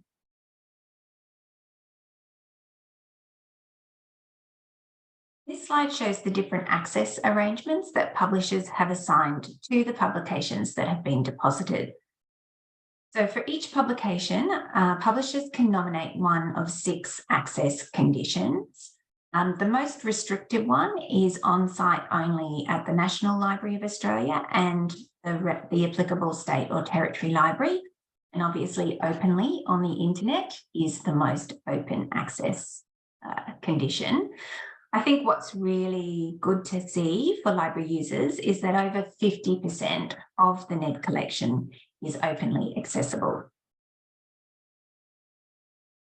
So we've seen that the NED collection is growing and a wide range of publishers are depositing diverse titles. Trove provides discovery of the entire NED collection, regardless of which state or territory the title is published in. If you're looking specifically for New South Wales NED titles, then use the State Library of New South Wales catalogue and search for National eDeposit. I'm going to show you what a NED publication looks like in Trove and how you can find open access publications. And apologies if some of the text is very small on your screen. So I'm doing a search on COVID here. And the first tip that I would give you is to select the category from this drop-down menu, books and libraries, which includes electronic books, journals, and government publications. When I hit search, I get over 24,000 results, and that includes both electronic and print titles. So then I start to refine my results, and one of the options is to refine to online publications. I can see a title here that I'm interested in called Reconstruction. When I hit on that and I hit on the button Read, I see that access conditions apply. So this particular title, you would need to go to your state library to view it, which is convenient if that's close by, but not great if you're somewhere like in Upper New South Wales. So if you want to find publications that are openly accessible, so I've done the same search on COVID, but this time when I'm looking at refining my results and I go into the access, I'm going to choose the free access option. And so these will then be the titles that you can access online from anywhere in Australia. So you'll see here when you click on a title, it says free access. And then when you click on free access, it actually opens up the publication and you can either read it online, and some publications will actually allow you to download them so you can read offline.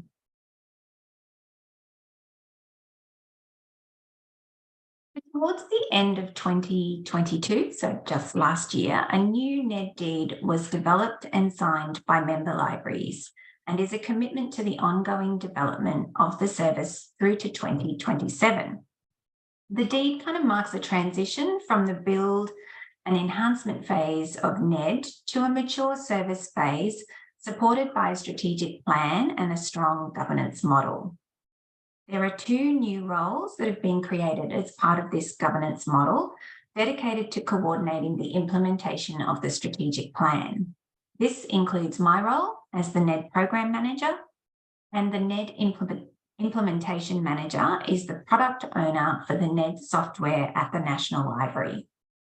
And we're supported by the NED Steering Group, who are responsible for strategic direction and effective operation of the NED service, and the NED Operational Group, who are responsible for the day-to-day operations of NED within each member library.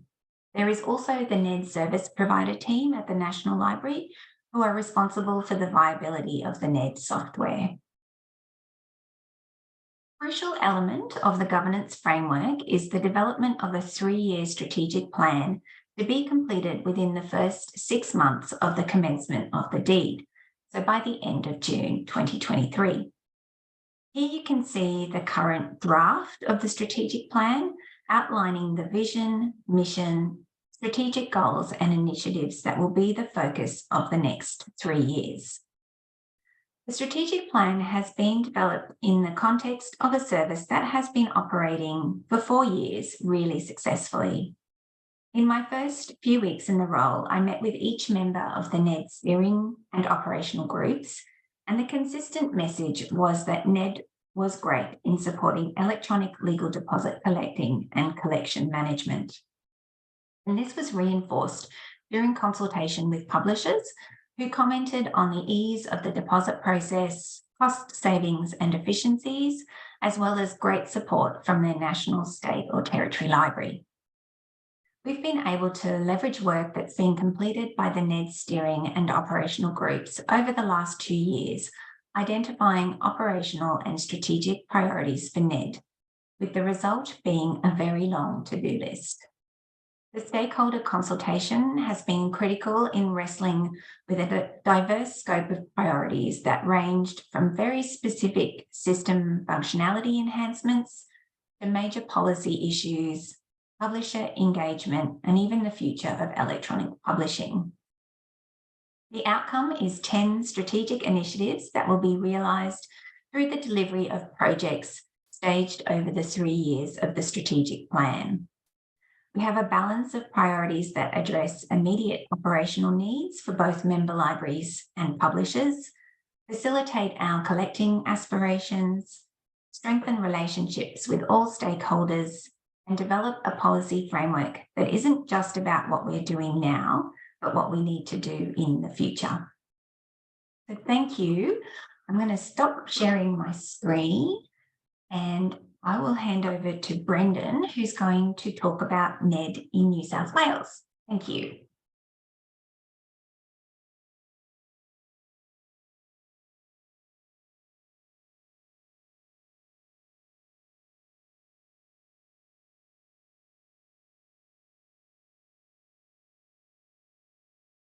Thank you, Joe.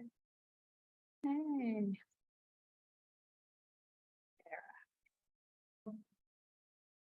Any of those? Bring slides, Brendan's. Yeah. No.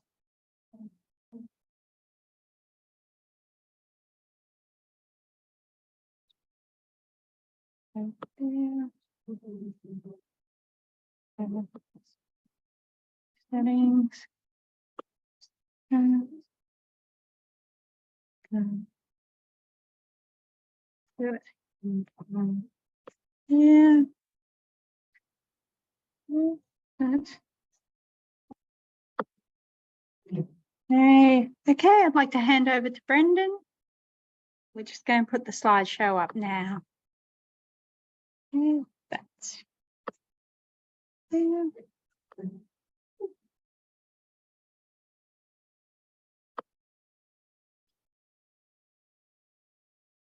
It's not doing anything. Okay, all right. Thank you. And No, it's not. It's the same button as the one before. thank you.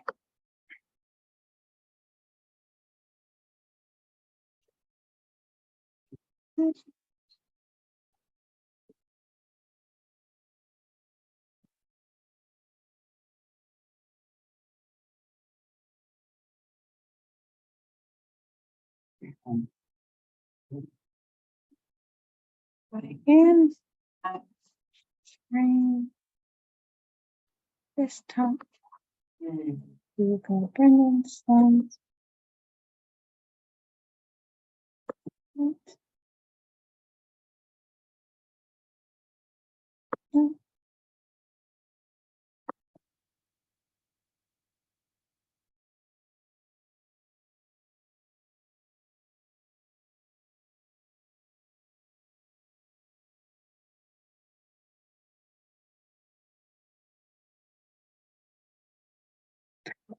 are you doing this?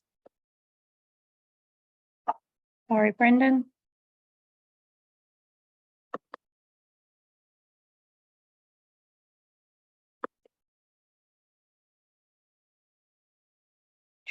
We'll try one more.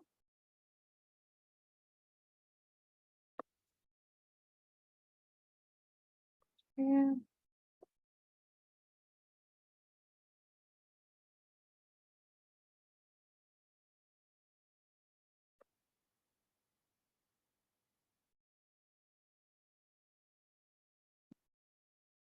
Working? No. Could you work with this, Brendan? Fine. Okay. Like, so people online may not see slides moving through. Okay, fine. Moving through, no? Oh, that's fine when you stop all Mm-hmm.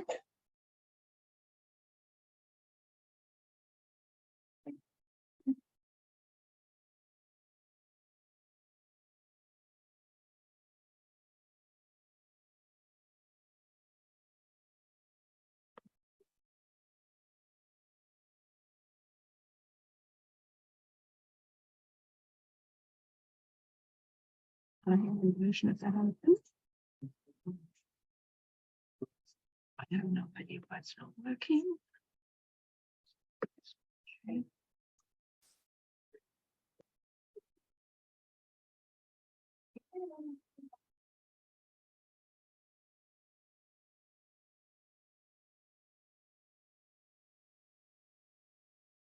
No.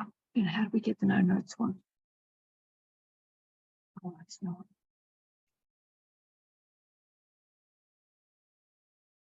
Big progress with what we're looking at. Yep. But get it with the no notes. Okay.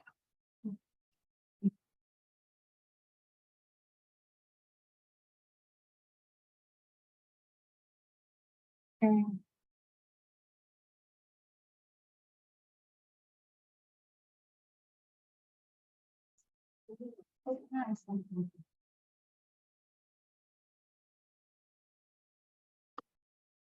Do we have any wonderful?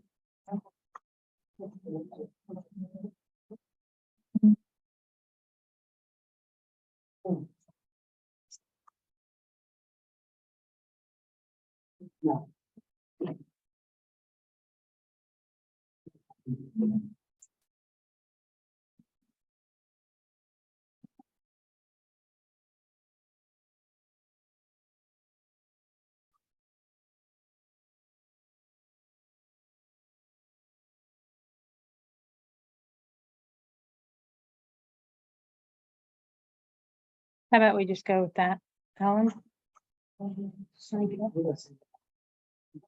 Yes, this way they will. So you'll just click down those and that counts. Like that. Or... Yeah, okay. Did that work? Yep. Okay, all right, thanks everyone.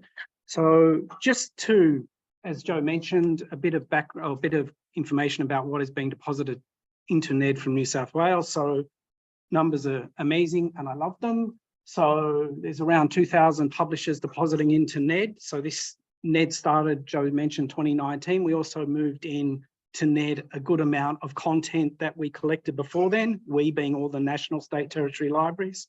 So over 2,000 publishers, about 88,000 titles, the major newspaper publishers. So we made significant efforts to negotiate with them. So Nine Media, News Corp, Australian Community Media, all depositing their titles into NED, which is really good.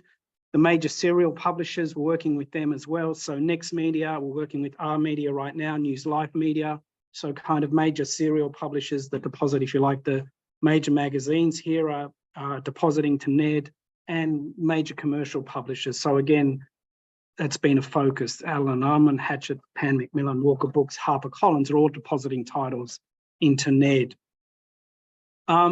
Just to give you an indication of titles or issues there, Australian Community Media, because they're the newspaper, they've deposited lots and lots of things. So over nearly 30,000 titles and issues. So the majority of those are issues of their newspapers. HarperCollins around 9,000, News Corp, Hatchett, Wirrapang, the music publishers, Next Media, Transport, Tweeds Shire Council, 9 Media. So you can get an indication of the range of who's depositing. So the major commercials, also some government agencies there, as well as some Shire Councils, Destination New South Wales. So there's some of the kind of leading, if you like, who's deposited the most to NED. One of the things that Joe mentioned were the access conditions. So under the legislation, we can't actually tell people who deposit to NED make it available everywhere. We can only insist that they make it available on site in the legal deposit library. So the most restrictive access condition for a New South Wales publisher is to make it available here on site and also at the National Library. And we can't kind of legally do anything more than that. When we go to publishers, we of course want to try to get the maximum access possible, but they're commercial publishers, so there's kind of reasons for them not to make things available immediately, openly on the internet. So in terms of this table just looks at the organisation category, which covers the commercial publishers, but also community organisations. And that, 57% is on-site only at the national, state, territory libraries, which is perhaps not unexpected. So 20% content freely available. When we get to local government, 99% of that material that's been deposited is openly available. My feeling is that should really be 100. Same with state and territory government. 96% is openly available on the internet.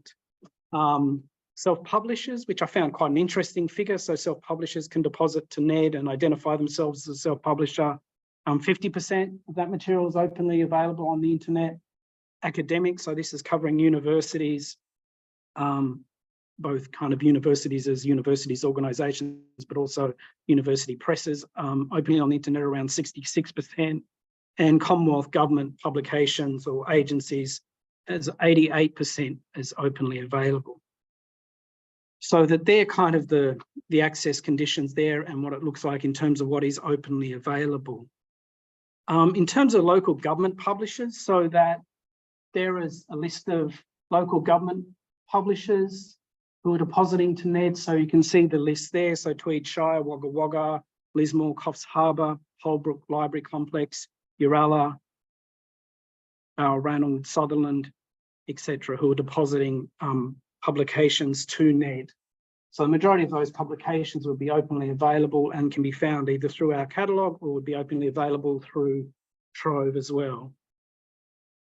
So basically, in terms of if you're talking to publishers in your community, talking to your council, encourage them to deposit, kind of apart from the reasons that Joe's mentioned regarding legal deposit about kind of creating the historical record, it does provide a permanent archive of their publications so that they don't need to kind of manage them and keep them and preserve them forever, that we will do that. So that's one of the big things about NED, is that we do have digital preservation in the back end of it so that all the publications that are deposited are preserved forever.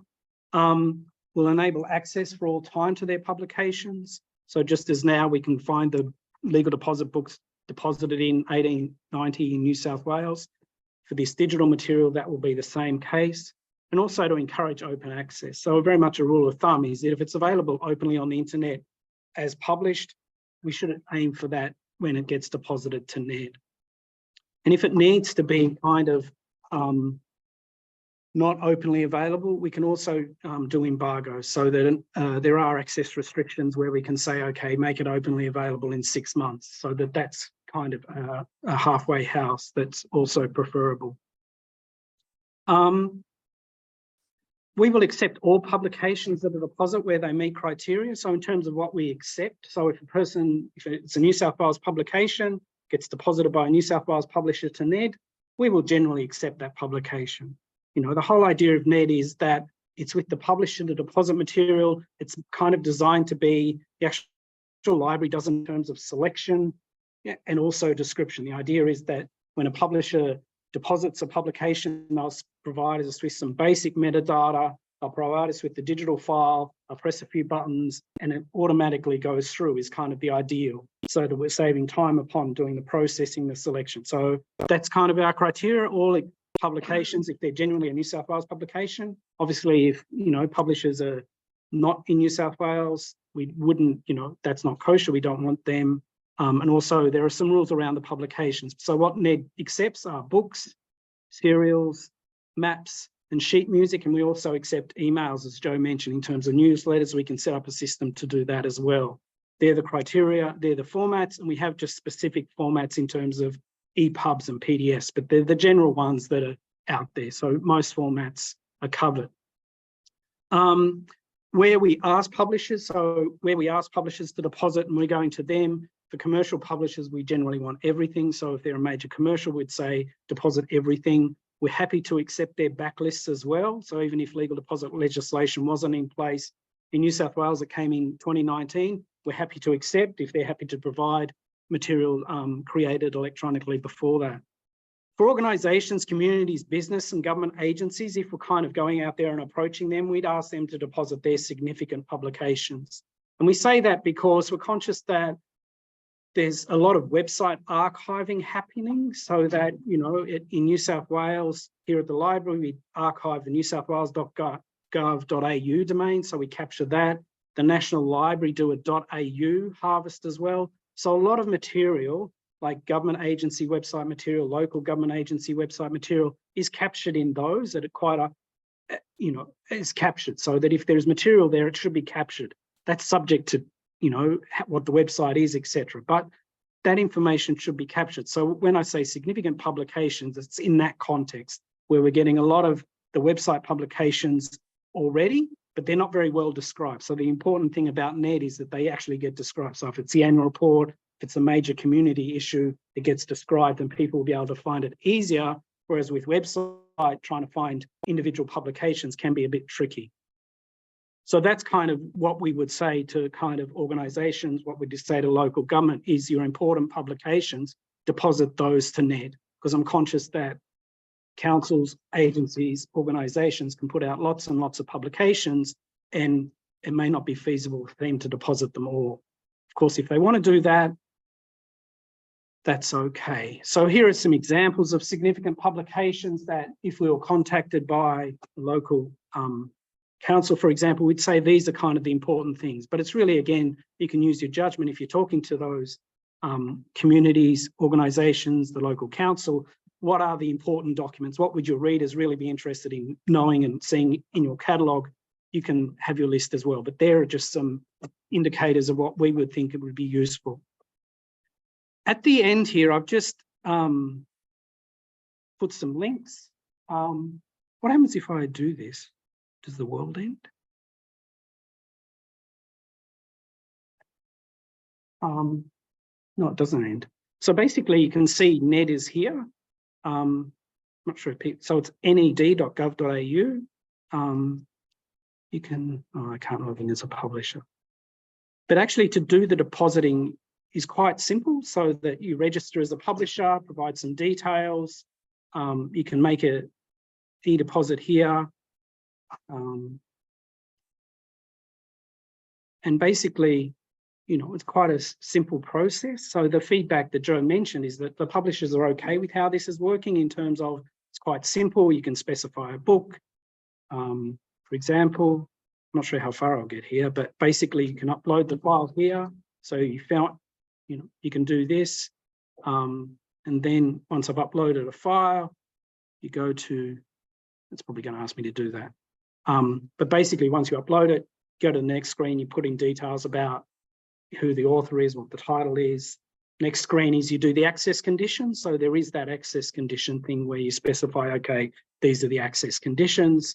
And I think that's pretty much it. You basically then hit a button and it gets submitted. And if it's a New South Wales publication, you know, then it should flow all the way through to the various catalogues. is kind of how it works. The other link here is just that we did last, maybe a few years back,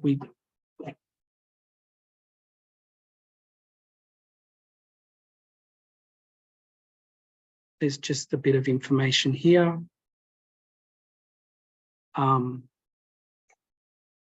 Just regarding NED that's in the public library services part of our website in terms of what is NED, what is a digital publication, how your library can help. So kind of the message is that if you're talking to publishers, talking to your local council, encourage them to use NED. If you have any questions about them, get in contact with us at ned@sl.nsw.gov.au. All the material is in Libraries Australia. So if you do import records into your catalogue from Libraries Australia, you're welcome to do that to find material that's relevant to you. So I think that's about it. So I'm really happy for questions or thoughts. Thank you. In terms of what local councils would be submitting, is that things like minutes and historical information or other things today?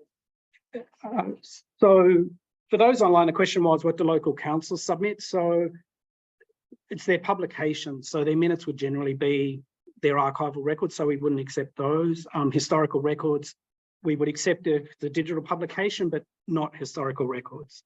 Generally, historical records would go to the archives. So it's really the publication. So it's the documents they put out to the public or make available on the website that are there for the public to look at. So that's what they'd be depositing. So kind of community consultation, you know, major community issues, if they're putting out annual reports, that kind of thing would be the material of interest. Yes? If it is an obligation for the council to put their documents on your platform, and we can see some councils are not on, what are the consequences? So the question was, what are the consequences for those not depositing? So in terms of legal deposit, it's very much, I think for the 140 years legal deposit's been there, no one's gone to jail. And so, yeah, so it's all about, you know, doing the relationship. So there's no kind of, what are the consequences? The consequences are nothing bad. It just means that there's no material for that time. So that's kind of the really poor consequence, is that if people in 30 years are researching a particular area and they go to look at, oh, what was happening in this area, and it's like, oh, there's nothing, that's the consequence. So that the idea is to try to write to people, write to councils, write to publishers. So we kind of monitor who's depositing, who's not depositing, and we try to contact, you know, major publishers, etc. But it, you know, there's lots of publishers and few of us. So, but yeah, there's no consequences. I mean, we just need to manage the relationships and get them to do it. Online question. And it's that, can you see this being used by family historians, etc. in the future, especially thinking community newsletters? Absolutely. Yep. So community newsletters, family historians who have written publications about their family, for example, all of that stuff. So long as it's published, that's kind of the main criteria. So main criteria is they're in New South Wales. Main criteria is a publication. So it needs to be available to the public. So if you can do a Google search and find it, go, that's generally my take on publication. It's a little bit, can get fuzzy, but that's it. So we don't want people using NED as, if you like, the publishing tool. It needs to be published before it gets to NED. Things like e-newsletters, which tend to link back to the internet, might not contain the content published in itself. That would be work. Like things like that. That is a good question that I don't have the answer to. So the question was, what about e-newsletters that will have the links, and the links will go to websites? I think our email system functionality would be set up to take the email as it is, and it'll be a link as it is. And if the link dies, the link will die. So yeah, we just get the discrete document. But hopefully the website would be being collected, so that it's a bit of a pain, but over time people could maybe work it out. Another online question. With the land harvesting, there are records that are in the intro for this person's council are empty. Is that because it's been automatically harvested as a significant document that council hasn't submitted publications for? Sorry, is the question that in the web? There's been the records that are in Trove for the council are there, but they don't have the document attached. Is that because the document hasn't been separately submitted, or is this something that people need to follow up with you directly so that you can really look at the individual council details?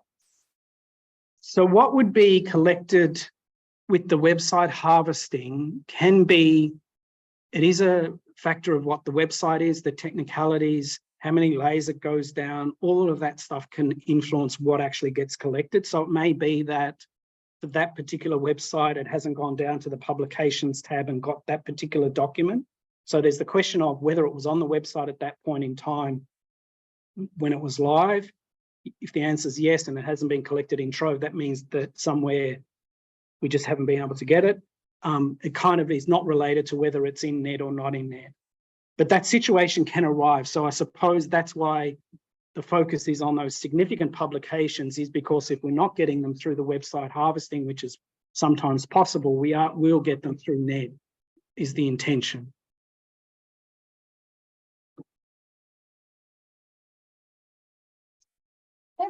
Thank you. Thank you, Joe. Thank you, Brendan. Thanks for your patience with technology. Thank you. Okay, our next speaker is Matilda from Ride Library. Let's see if we can get the presentation working, Matilda. I'll just close off Brendan's. And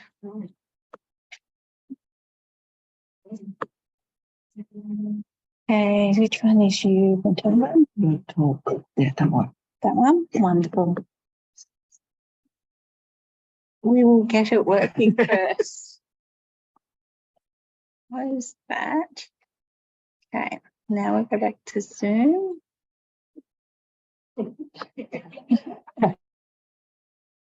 Trust, Matilda, that we get to share our screen. Yeah.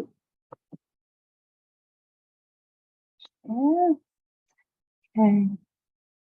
Do I try again, Ellen? Everyone, hold your breath, fingers crossed.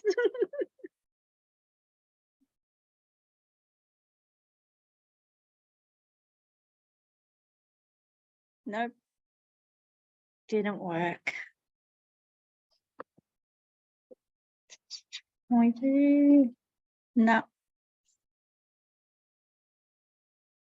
Stop share. Okay, what we're going to do is see how it opens up 3 different PowerPoints. Don't know why. Yes. What we'll do is we'll try opening up that way. Display settings. Duplicate share. No. No. We're trying a different way. Screen.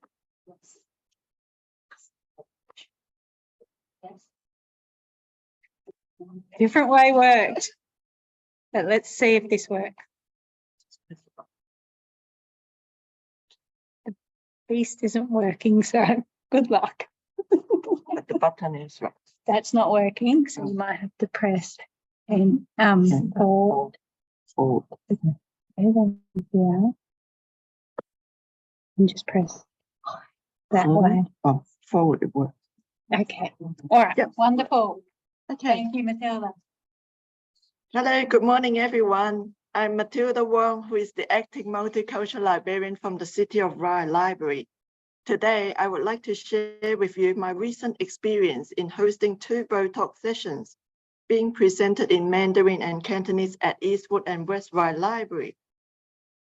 Have you ever found yourself talking about elections with a group of friends or community members and wish you knew more about how it all works? What was your experience when you had to vote for the first time in Australia? I think the voting system is actually quite complex, that it can be quite challenging for our core communities. And let me tell you why I've initiated this Vote Talk program.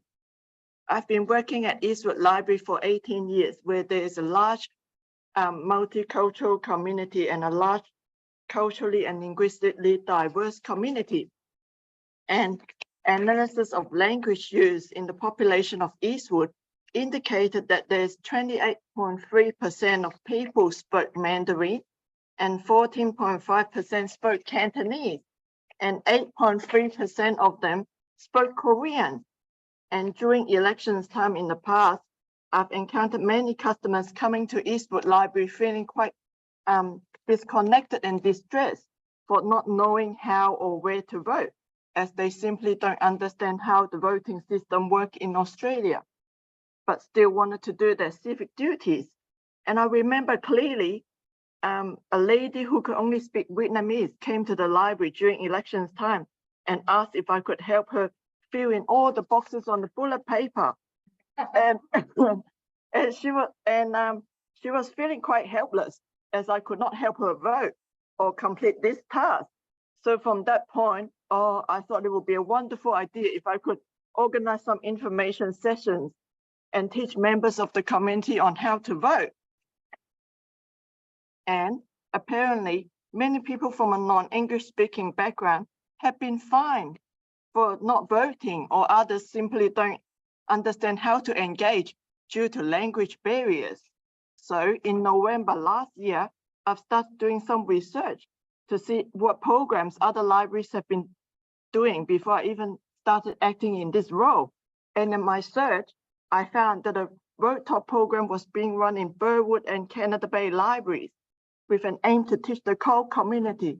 And I thought, oh, what a wonderful program that we can use for our City of Rye community members. So I actually submitted a proposal to my manager and was granted proposal to like approval to run 2 Vote Talk sessions at Eastwood and West Rye libraries in March, just in time before our next state election. So who does the Vote Talk? It is an initiative delivered by the Ethnic Communities Council of New South Wales in collaboration with the New South Wales Electoral Commission. And this partnership demonstrates that it is not just about delivering information, but it's about delivering simple messages in language using trusted voices. And studies have shown that the formal role of our native English speakers is high, but those from a non-English speaking background is low, which means that their vote simply doesn't get counted. So the purpose of this program is to build up the confidence of our core communities by helping them better understand how voting and elections work in Australia. But the aim of this program is to teach the core community on how to vote, but not who to vote for. So the speakers of this session, they're going to be all politically neutral. We're not going to talk about politics. And so who runs the Vote Talk program? The Vote Talk sessions were run by bilingual facilitators from Ethnic Communities Council of New South Wales in 6 available languages: Arabic, Cantonese, Mandarin, Korean, Greek, and Vietnamese. And we have, as you can see, City of Rye Libraries hosted 2 Vote Talk sessions. We had Wen Ying, who had held a Mandarin sessions for us at Eastwood, and Louis, who has held another Cantonese session for us at Eastwood, at West Rye Library. So besides reaching out to communities to deliver these Vote Talk programs in person, they also broadcast to SBS on SBS radio and develop podcasts, as well as social media content. And in language videos and multilingual resources are also available in 26 languages on the Vote Talk website. And through podcasts, community conversations, and radio interviews in different languages, we'll be able to hear members of the community talk about elections, voting, and how people can make sure their vote gets counted. So this Vote Talk program will get you covered and provide you with answers to the following topics, including how many levels of government in Australia, an overview of the New South Wales 2023 state election, and how can I enroll to vote? What are the ways to vote? What happens if I cannot make it on election day? what assistance is available, and how to fill out all the boxes on the bullet paper. And did you know that you can also register to work on election day? So what are the promotional strategies? One of the first promotional strategies we used was to create program content on our online booking system, Eventbrite, and bilingual flyers in English and Chinese. But I found that the flyers were rather challenging to create, as we had to follow strict guidelines being set out by the New South Wales Electoral Commission. We had to communicate closely via email and phone with the bilingual facilitators and the Vote Talk coordinator from the Ethnic Communities Council of New South Wales to make sure that the wording and the Chinese script written on the flyers were consistent and up to New South Wales Electoral Commission standard before we could publish the event and print out the flyer. For example, when we translated our flyers in Cantonese, we had to write in traditional Chinese script. And for our Mandarin flyers, we had to write them in simplified Chinese. And we've also promoted our Vote Talk sessions in our City of Rye libraries and City of Rye Council's monthly newsletter called the Idiom and the City News, which are published on the last Tuesday of the month. So to find out what library programs we're hosting within the City of Rye is quite easy. Come and sign up for a copy of our newsletter. And did you know that we've also recently launched our City of Rye Libraries Facebook page in February? So we were able to promote our library events and run a recap of our 2 successful Vote Talk sessions via social media platform for the first time. And as it is a requirement from the New South Wales Electoral Commission that we need to have at least 10 bookings before they can come out to host the Vote Talk for us. So how did I achieve the numbers we needed?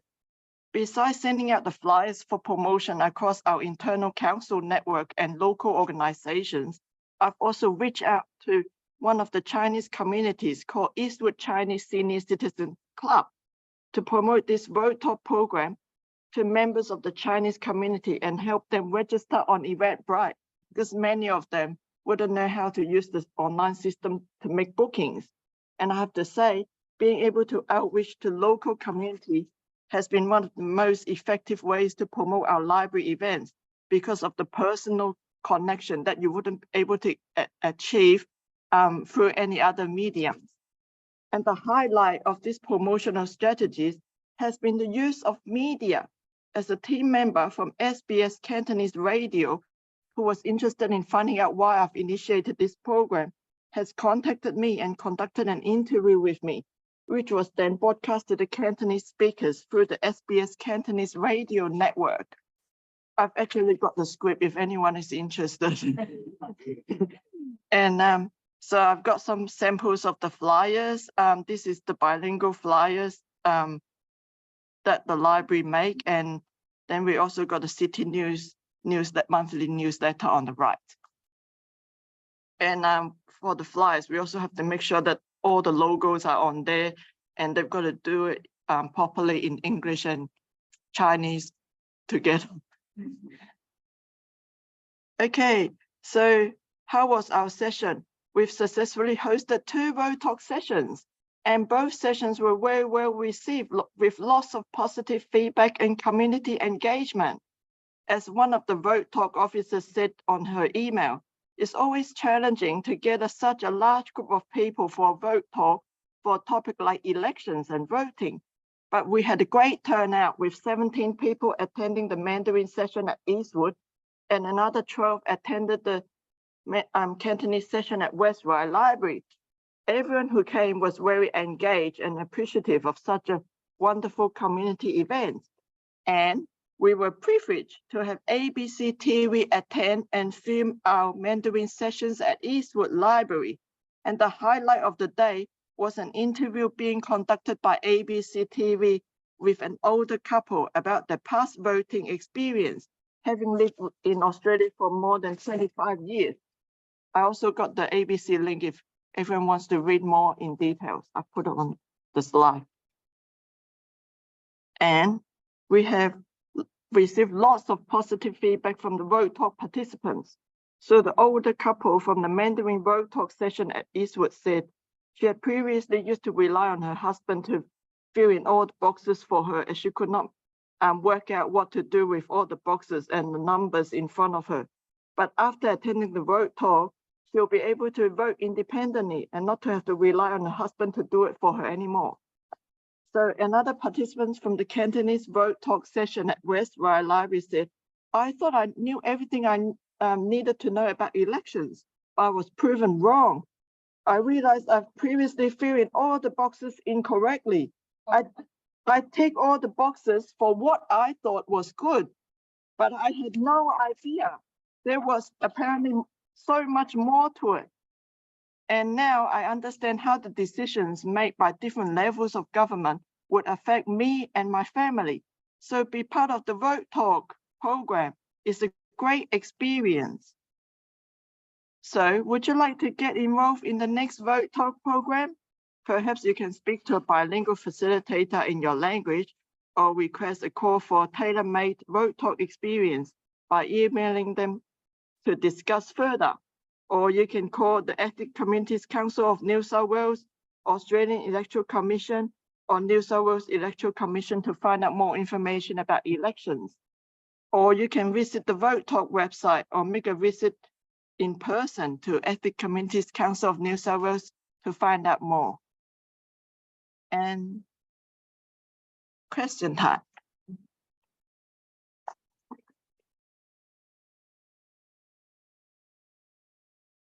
Thank you, Matilda. I didn't know about Vote Talk. It's for our Bhutanese community down in Albury. So thank you. Yeah. Anyone got any questions? Any online questions? You know, you took the brave position, or we put you in the brave position. You're in between us and lunch.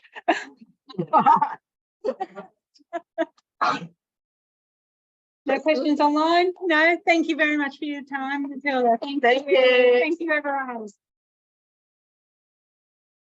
Thank you, everyone online. We are going to go for a lunch break. We'll see you all back here at 1 o'clock. Thank you. Have a great lunch.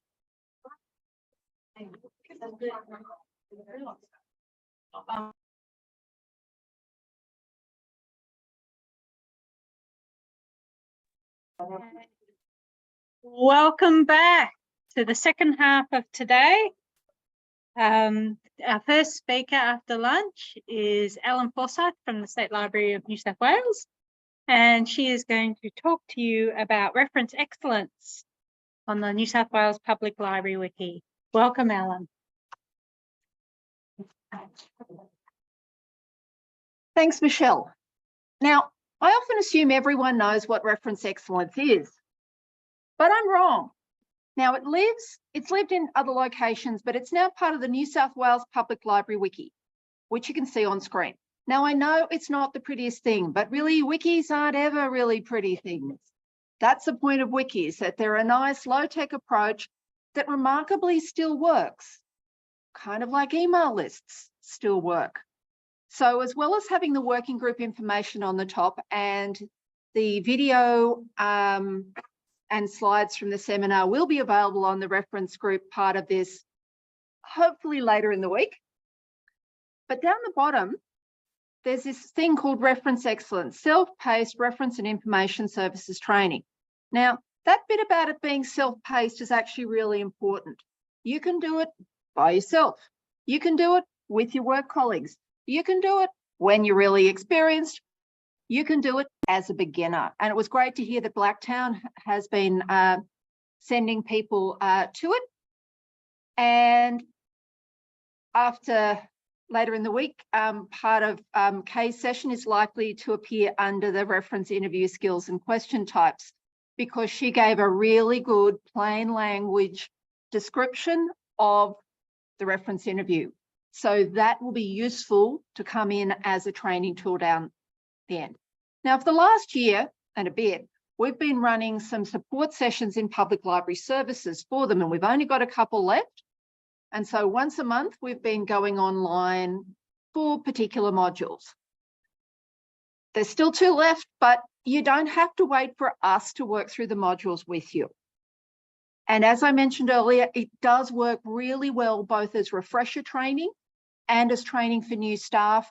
And sometimes that can work well as peer-to-peer mentoring training.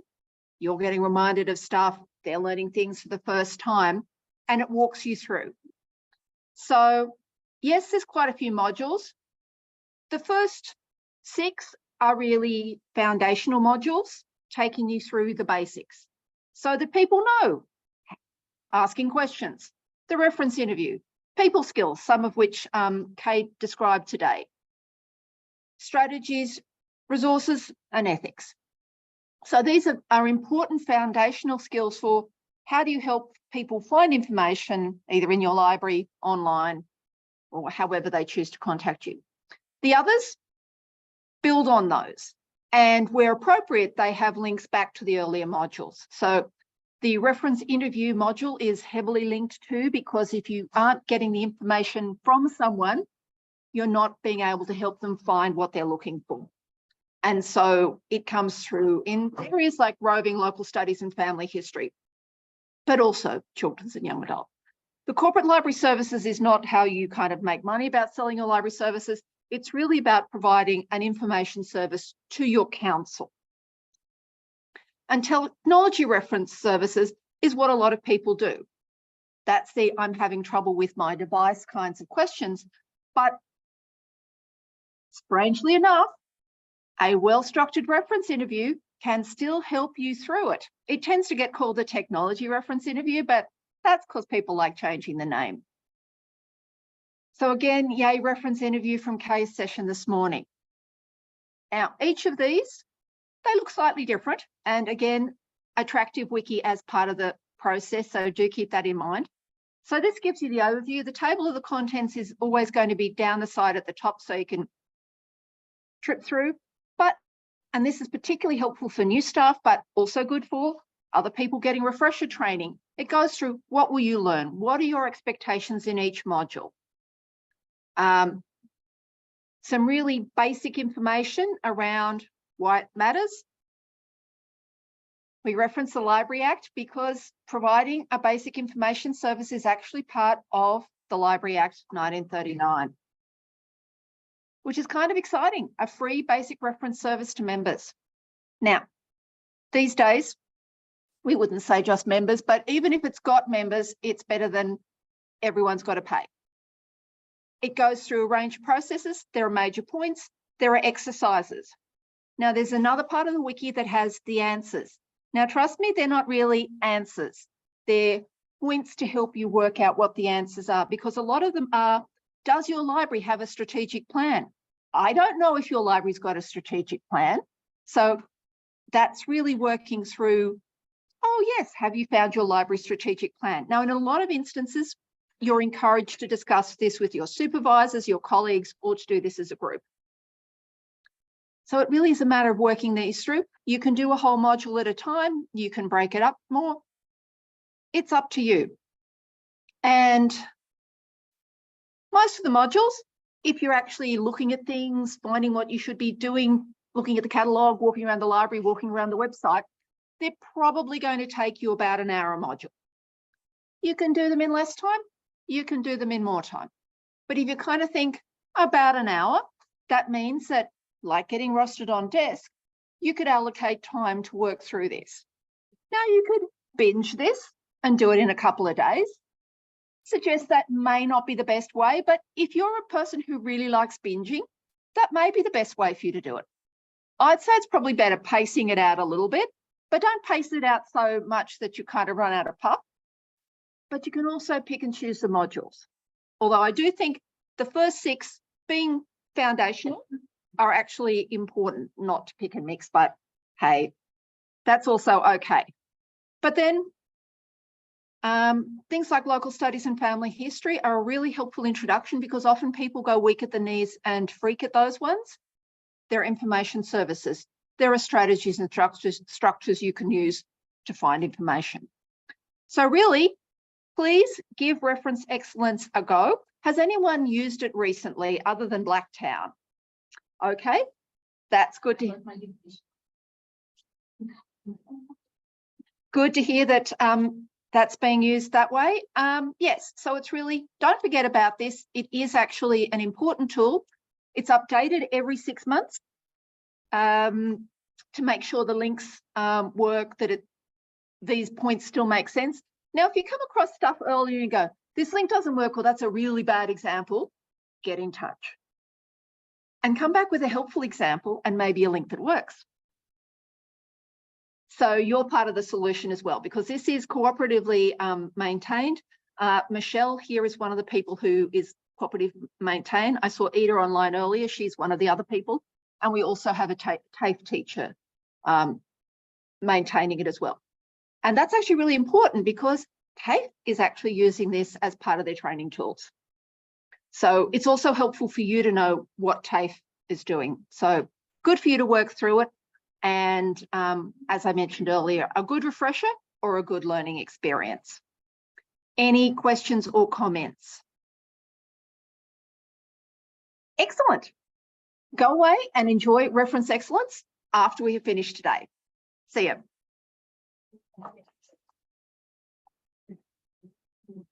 Thank you, Ellen.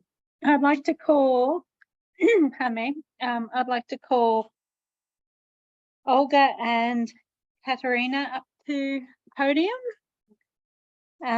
Olga's going to start from Woollahra Library, and Katerina is from Shell Harbour Library, and they're going to talk about roving reference. Okay.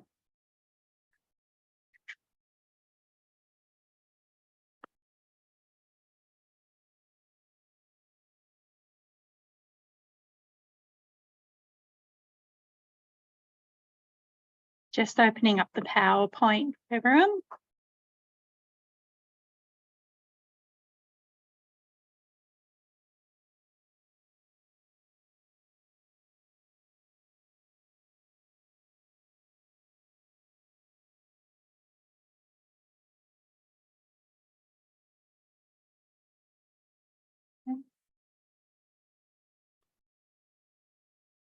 Okay. Now I'm going to try and share our screen for the presentation.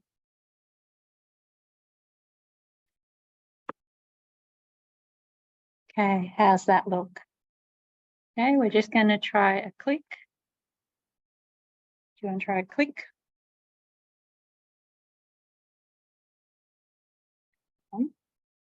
No. No, I can use it. It's not working either. No, the buttons don't work. That's a bit of a problem. Okay, we're going to try again, everyone. Yeah, well, Michelle is trying to fix that. My name is Olga Avramenko. I work for Woollahra Libraries. We belong to Woollahra Municipal Council. And this presentation I share with Kat.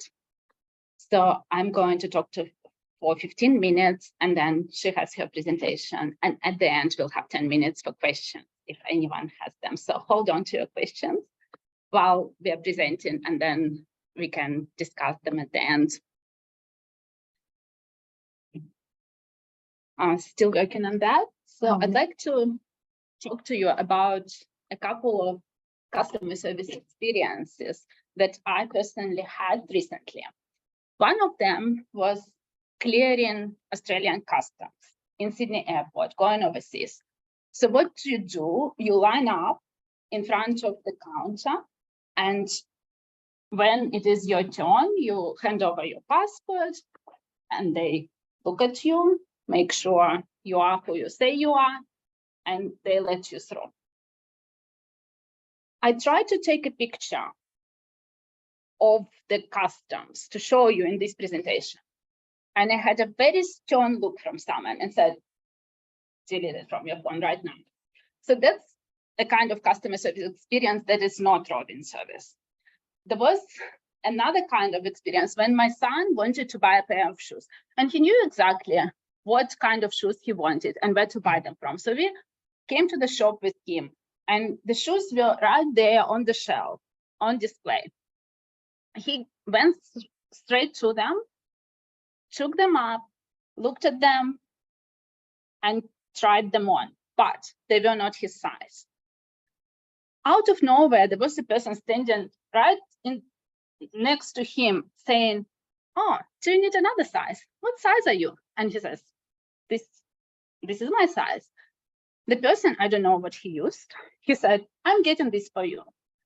And he messaged someone. And 2 minutes later, the door opened and the right pair of shoes was in front of us. My son put the shoes on and they fit perfectly. The person said, do you need anything else? Would you like to try another model on? And he said, no, I'm very happy. Are you happy to pay for it now? And we said, yes. And we paid on the little handheld device that he had with him. So this is Rovin customer service. This is a person being there with the customer, helping them to accomplish the task that they need to accomplish. Thank you, Michelle. I'm moving to this now. Let's see. Perfect. Everything works. So this is the definition from the reference excellence training online from the State Library of New South Wales. A Rovin service is a way of taking customer service to the patron rather than waiting for them to come to a fixed service point with an inquiry. Here's another example, again from my recent trip. On the first image, you can see how Qantas check-in looked years ago when everyone had to clear up, and doesn't matter if they knew how to check in or they didn't, they had to wait for the service. The second image is how it looks right now. 2 weeks ago, I went there. There was no wait, open environment. People who fly frequently just came and used the kiosk and checked themselves in or checked their bags in, and off they went. There were people around who were kind and helpful and available for when someone needed assistance. So this is an example of Rovin service outside of the library world. In my presentation, I'm going to talk why we started Rovin at Woollahra,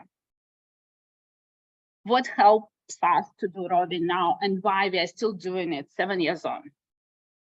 So the reason why we started was we moved the library from an old building, which was a beautiful, beautiful building built in 1893. And the library service was there from 1957. It was overlooking Blackburn Gardens, and it had one of the best views in eastern suburbs. Thank you, Helen. Where we moved was the new building, almost 5 times as big, 3 levels, high tech, brand new and designed with a view that we would use the latest technology. Everything changed in one day for the staff, except for the number of staff we had. So the same people who were servicing 400 people on average on any given day, on the first day got 2,000 people. They would have to provide a good service because our community is very demanding. Impossible, you would say. We made that possible. And the reason we made that possible, we had self-service philosophy. So the idea was we would have smart technology that would take an effort from the staff and help the customers to serve themselves as much as they could. But the staff would be there next to them and would be available if they needed any assistance. So when we opened the new library, we had RFID technologies, self-check kiosks, automated returns, tap and go cards, you know, the kind you see now everywhere for your payments, your buses. We do have those. The payments were processed by customers themselves on the floor, and they felt empowered and capable of doing many things themselves. We also have one-stop shop OPEX. So instead of a library catalog, we have these computers. We have 11 of them over the 3 floors in areas where people can see them easier. And any task that we think customer would want to accomplish, is on that screen. And if they want to search the catalog, they just tap their touchscreen kiosks and do their search. If they want to book into library event, it's there for them. If they want to join the library, they tap on join the library and fill in the online membership form. We haven't had paper forms since we moved to the new library. They can also book a space, book a computer, subscribe to our newsletter, leave us some feedback. The other thing that facilitates the roving service is the quick browse collection. So this is a collection of the most popular and high demand books. And we have them, this is the entrance area of the library, this corner here is where people enter. So they see those shelves straight away. And if they have heard on the news or they read a review of a book that's a new release and they're interested in it, most likely they will find it on the shelf there. Some of our customers never discover level 2 or 3 of our library because they can satisfy their needs right there at the entrance. So I know it happened to me a few times. There would be a person there and they would ask, where can I have a quiet place for study? I said, oh, maybe level 3. He's like, oh, you have 3 levels. And I've seen that person around for years. They never knew we had 3 levels. So it means it works. And the collection is almost always on loan. It is common to have more than 50% of those books on loan at any moment. And at some stage, we had the stats that collection did 50% of the whole library loans. What you see in Bullara libraries, you see friendly and smiling people. As Kay said in her first presentation, if you're positive and when you smile, people can forgive a lot of things and they tend to be inclined to talk to you and ask you questions. This is my colleague, Karin, and you can see that she has the bright lanyard and the bright name tag, the same as I do. She is dressed in black. We don't have uniform, but we have colors that we can wear, which is black, white, and silver. Gray, maybe, we call it silver. So yeah, I can turn up like this. Karin can turn up like that. And we are recognizable to our customers. We also carry around this pouch with an iPad. And we still have people sometimes asking us, do you work in this library? But not very often, because who else would turn up like this, you know? So yeah, we try to assist people when and where they need it. Our service evolved during the years, and during COVID, we were still roving. It did look a bit different. It did look a bit more like the airport when we had a bit of screen, but we had to restrict the number of people who could enter the library, and we had to maintain the distance, but we were still there available on the floor for them. A year ago, we had a staff restructure, and we found that on level 3 on the library, people are pretty much self-sufficient. They go for a place for self-study or they use a computer, and they very rarely ask questions on level 3. So what we've done, we redirected the calls for assistance from level 3 to the level 2 iPad. And now the person on level 2 goes there when they're needed, or sometimes during the shift to check that everything is in order on that floor. Our statistics, everything went dramatically up after we opened the new library. This is for the library in Double Bay. We had much, much higher figures as soon as the library opened, and they kept growing until COVID hit. We even thought about taking the second wing of the building because library was so busy, people couldn't find the place to sit and study. It became much quieter during COVID, but it's coming back, and this is the current statistics. So we are still doing at least 1.5, or our visitation is more than doubled compared to where we were before the move to the new library. Why are we still roving? There are many reasons for it. And one of the big reasons for our organization, it aligns with our overall vision and mission. And this year, we had a big exercise in rebranding the council. We asked staff to identify themselves, how they see themselves in the society and what their role is. And most of them, I think it's more than 80%, identified with this archetype of caregiver. So that's a person who is helpful, supportive, warm, and responsive. And our model of service aligns very well with this archetype. The other reason, our GM is very focused on customer experience.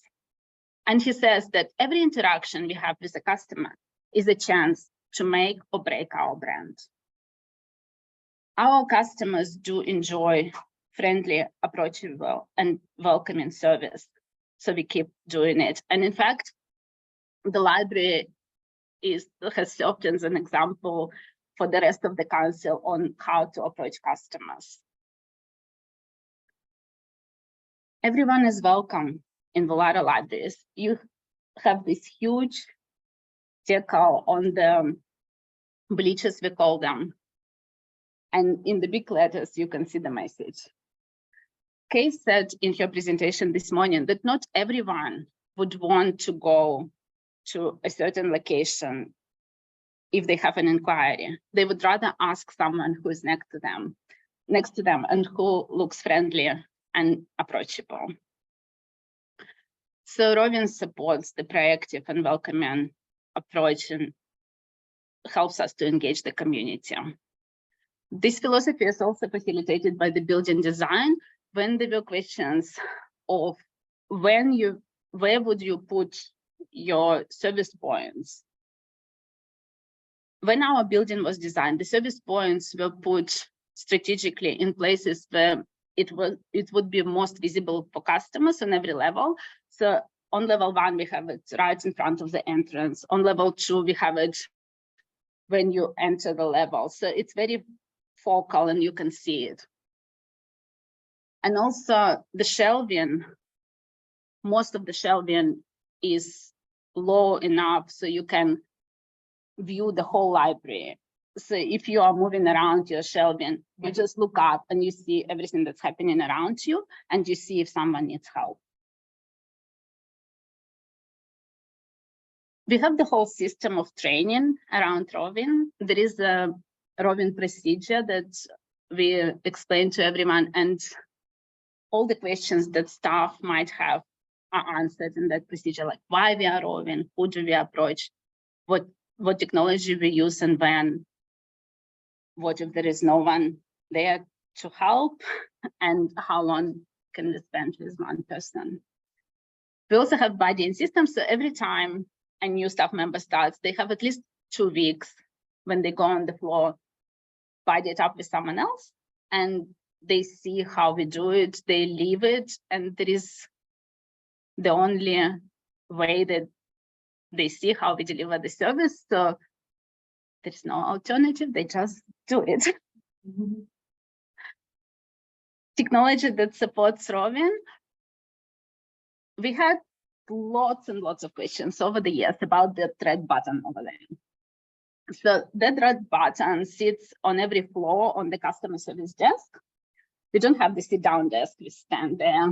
And if the desk is unattended, or if there is a queue, the customer can push the button and someone else will come and help them. That's iPad mini, and the app was custom designed. This is the app that sends the signal, and the other iPad receives the signal. So the app that receives the signal is called pushover.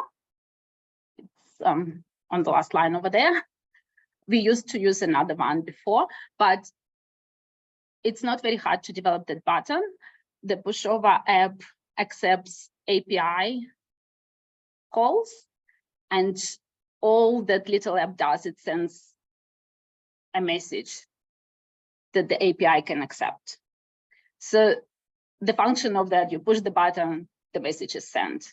And the function of the other side, it accepts the message. So when someone pushes the button, my iPad didn't, and I know that I have to go and help the customer. See those 3 messages on top there? Those are from the customer calls from level 1 on double the library today. So we have a charging station for the iPads. We have 11 of them because we discovered that they don't last all day. We have two 4-hour shifts. The first shift gets the iPads in the morning. When they're finished, they put them on charge, and the next lot goes out with the next shift. And those all-in-one computers are extremely helpful.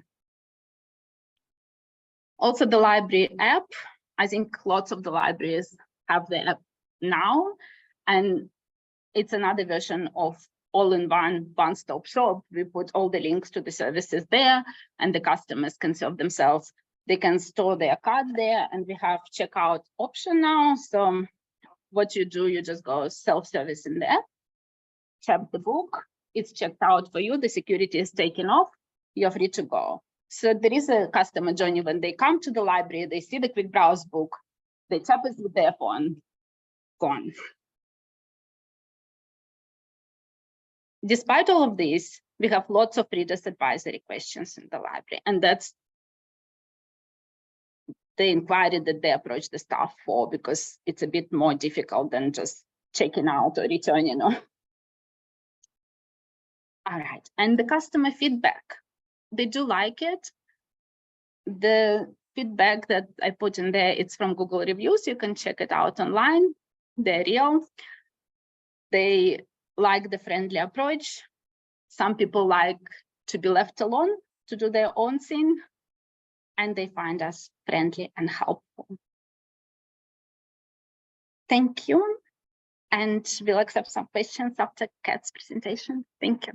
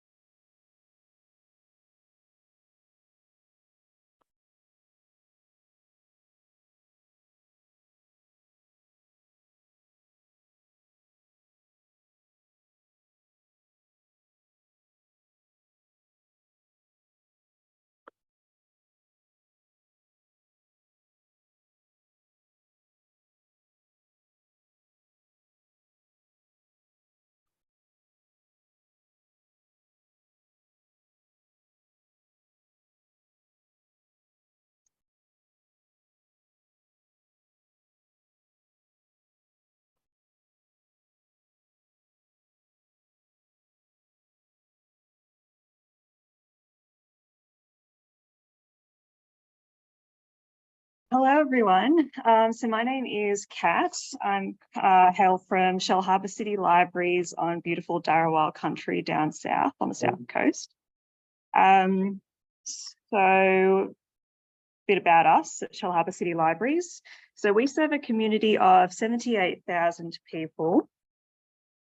And we are located in the Illawarra region on the south coast of New South Wales. You can see in that beautiful photo, we are wedged between the escarpment and the sea, and that is beautiful Lake Illawarra there in the picture. I love that photo. So Shell Harbour City is actually one of the fastest growing areas in New South Wales. I think we're sort of second to Camden. So a little bit about our libraries. So we have 5 library branches at Shellharbour City Libraries. City Library is the central branch and I am the branch supervisor there.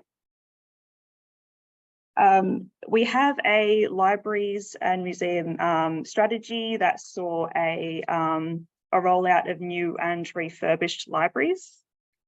So the City Library branch opened in January 2018.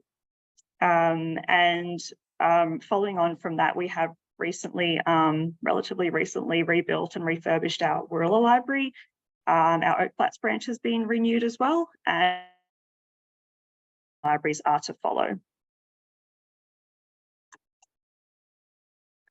So City Library, our new library that opened in 2018, it does have a floor space of 2,000 metres squared. So with the opening of that library, it did necessitate a change in the way we thought about customer service. And so this is how roving came about for us, how we would meet the needs of our customers in that beautiful but enormous space. You can just see the tail end of City Library there, looking out onto our backyard, what we affectionately call the backyard out the back. It's our green space, beautiful. So yeah, so we have been roving since January 2018. So this is us 5+ years on. That's what I'll be covering today. So how we rove. We are guided by roving guidelines. When City Library opened roughly 5 years ago, we did need to prepare our staff for the changes. And it was a time of epic change and organised chaos. So with that, our leadership team did write up some roving guidelines, and they covered like why we rove, what's the appropriate body language to use, be friendly but not invasive, what type of questions to answer with what device, and also conversational scripting, which we do use a lot, and that helps staff get comfortable with approaching people in real life roving situations.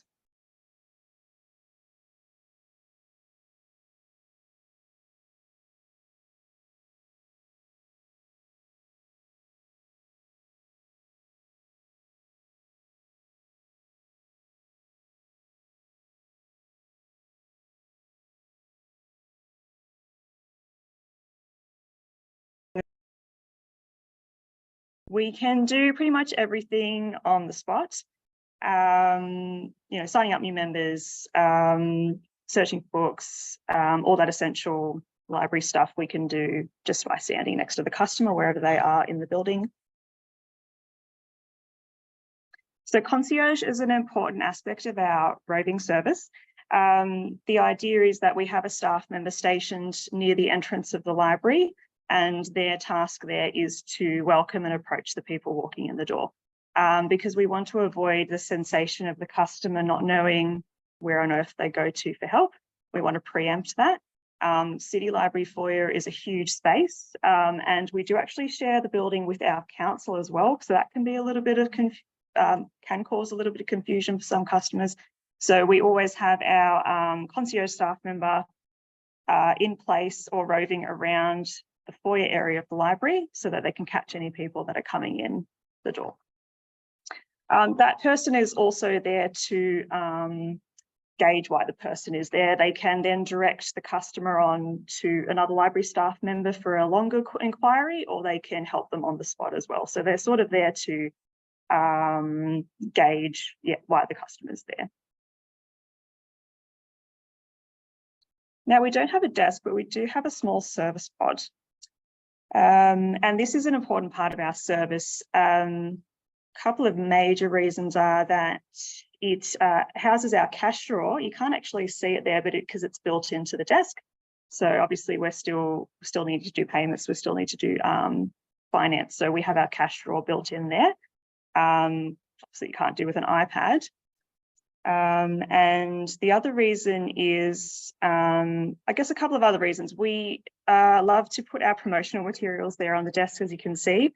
We've got a regular monthly What's on flyer and all sorts of other exciting things. So because that desk is in a thoroughfare, customers naturally will flow past it and will pick brochures up from the desk, and that's exactly what we want. Now, the other reason that computer is there on that desk is our PC reservation booking system is not actually compatible with our iPads. So it's one of the only things we can't use on our iPads. It's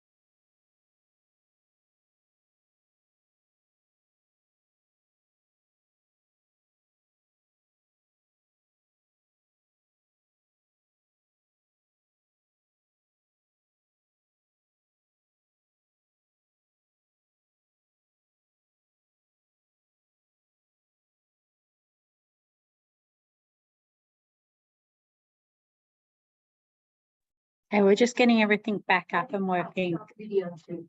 Yep.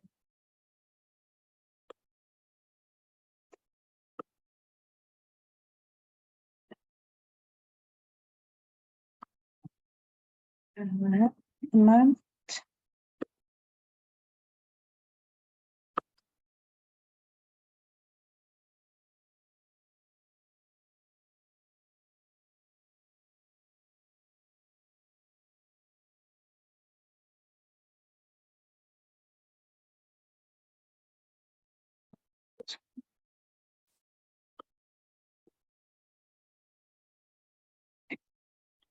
We are getting told our internet is unstable. Apologies if we drop out again, everyone. Give it a red hot shot. Nope.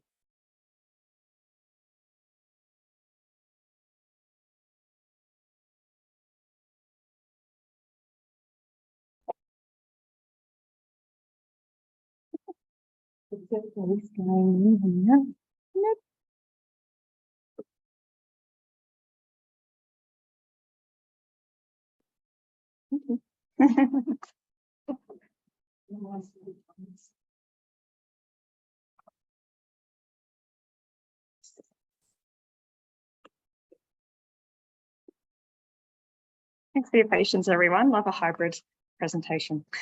So I was speaking about task rotation and how we manage shifts. So shifts at our main branch at City Library are 3 or 4 hours long, and we assign 3 staff members to a shift, 3, sometimes 4 if it's busy. Task rotation is we follow a day roster, which I write up on a whiteboard every day. And that is basically rotating through 2-3 tasks. So a staff member will be assigned to our returns room, our library workroom, for an hour. Then they will be on concierge for an hour, and then they will be roving for the remaining 2. So we sort of rotate staff through those different tasks, and that does allow them a bit of a change and a reset, but also an opportunity to sit down, because staff fatigue is a thing when you're roving. So yes, the opportunity just to vary sitting and standing positions, which is important. And staff identification, similar to Woollahra. Olga's orange lanyard is actually yes, thank you, Olga, modelling that for us. Her orange lanyard is actually very similar to Shell Harbour's. Ours is also bright orange, clearly an awesome colour to use to identify your staff. Staff are also wearing a roving pouch similar to what Olga is presenting there as well. But most importantly, we are identified by approaching the customer and declaring ourselves. So by walking up to a customer and giving them a hi, how are you? How can I help you? You are showing you are a staff member and you are there to help them.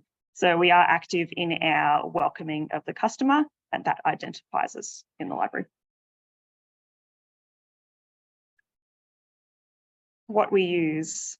So here's our roving pouch with loads of goodies inside. So we've got the iPads, and these are shared devices. Pouches are also shared. And the iPad is loaded up with all the apps and websites that we need to be able to answer inquiries about anything at any point, at any location rather, in the library or museum. And as I mentioned earlier, the only thing that we don't have on our iPads is the PC reservation software and the finance software. Everything else is on there. Let's take a closer look at what's on the iPad. So WorldShare is our library management system. You can see it's the black icon in the center there. So that means we can run a reserve list. We can search books for customers. We can sign up new members on the spot anywhere in the library. One of my favorite things to do is to actually sign up families in the kids area, because while the kids are off searching and retrieving and finding their favorite books, by the time they come up to borrow, their whole family signed up because you've already signed them up in the kids area, which is so awesome. Other things we have on there, we've also obviously got our library website bookmarked so that we can show customers the programs we've got coming up. We can book them in on the spot. We can show them how to access our e-resources and take them through the step-by-step instructions on how to download, BorrowBox, Libby, and all that good stuff. And basically we use our iPads as a promotional tool to showcase our library website. We also have what we call discovery screens, or perhaps you call them catalogues at your libraries. And these screens throughout the library do display our library website as well. So customers can help themselves to those screens and explore that way as well.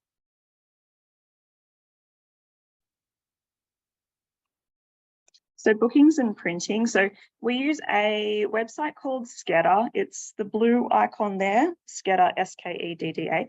That's for our meeting room bookings. We have 2 of our branches with meeting rooms that people can book. And that's Skedda. The Skedda tool is loaded onto our iPad so that we can book customers in instantly as soon as they walk in the door.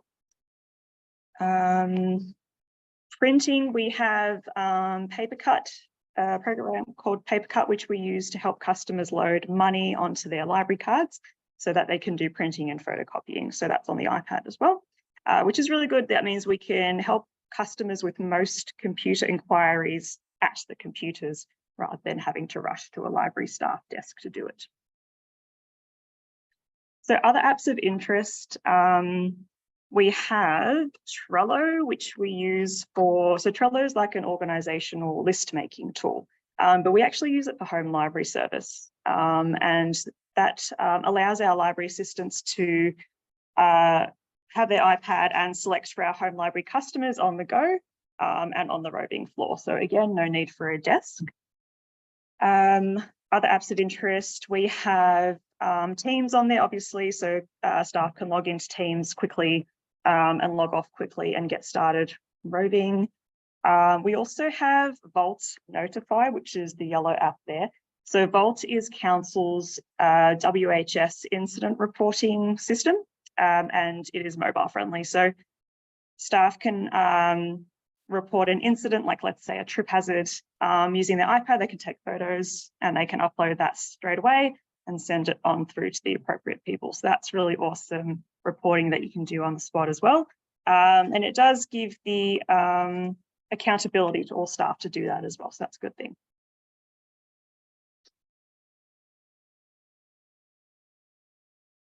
The other one of interest I'll just mention is QTally. So that's the one with the little plus sign. So we actually use this to collect our inquiry completion rate data collection I always have to read like from paper what that stands for because I can never remember. So yeah, we basically use that for our state library stats.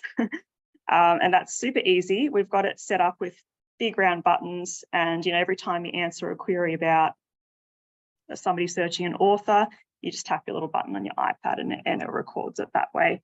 Our digital librarian takes the stats from the back end of the app and then sends it on through. Lastly, and probably really importantly, I just want to mention how we communicate to other rovers when we're on the floor.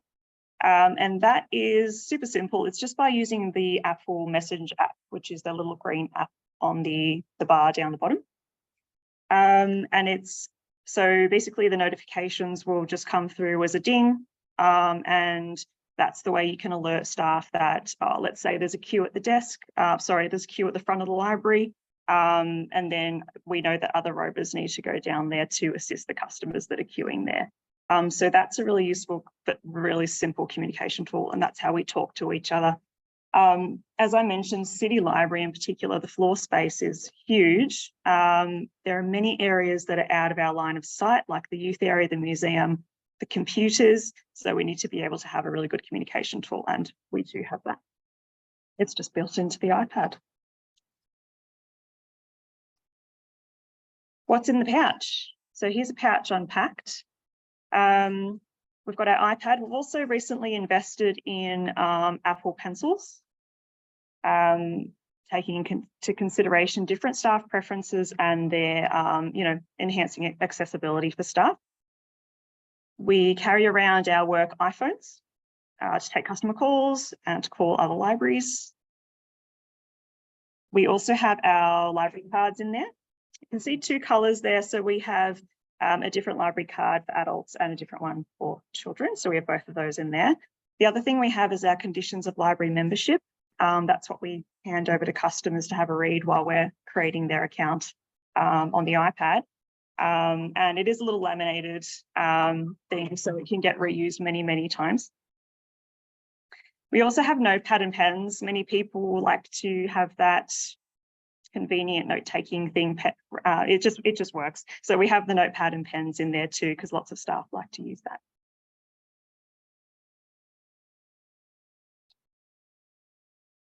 So how it's going 5 years on, we've found that the customer response has been really positive for our roving service. They're often really impressed by our kit and the way we can just pop out a library card. There's a lot of novelty value in that, and there's a really positive element of surprise.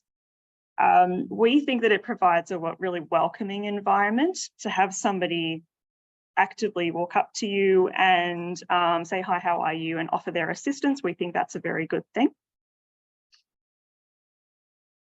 It also just makes sense with our large floor space, as I mentioned. And we think that because it provides assistance anywhere, it just makes a lot of sense for us. So we can assist a customer anywhere in the library as long as we're equipped with our iPad and roving pouch. What we've learned, so our roving has evolved in the 5+ years that we've been doing it.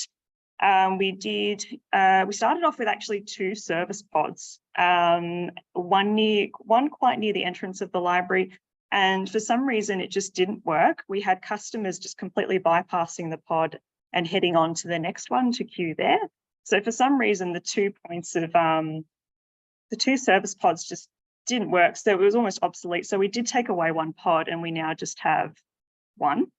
So that's something that's changed. Over COVID, reopening after COVID, as everybody, as you guys are all aware, we had to check in customers in with the Service New South Wales app. It was essential. So I don't know about you, but I felt like a bit of a library bouncer at the time. However, our concierge concept actually came out of that. So it was a real positive that came out of that whole barricade the library thing. So now, obviously, concierge is not a barricade, but it's a relaxed approach. But it is one positive that's come out of the whole COVID thing.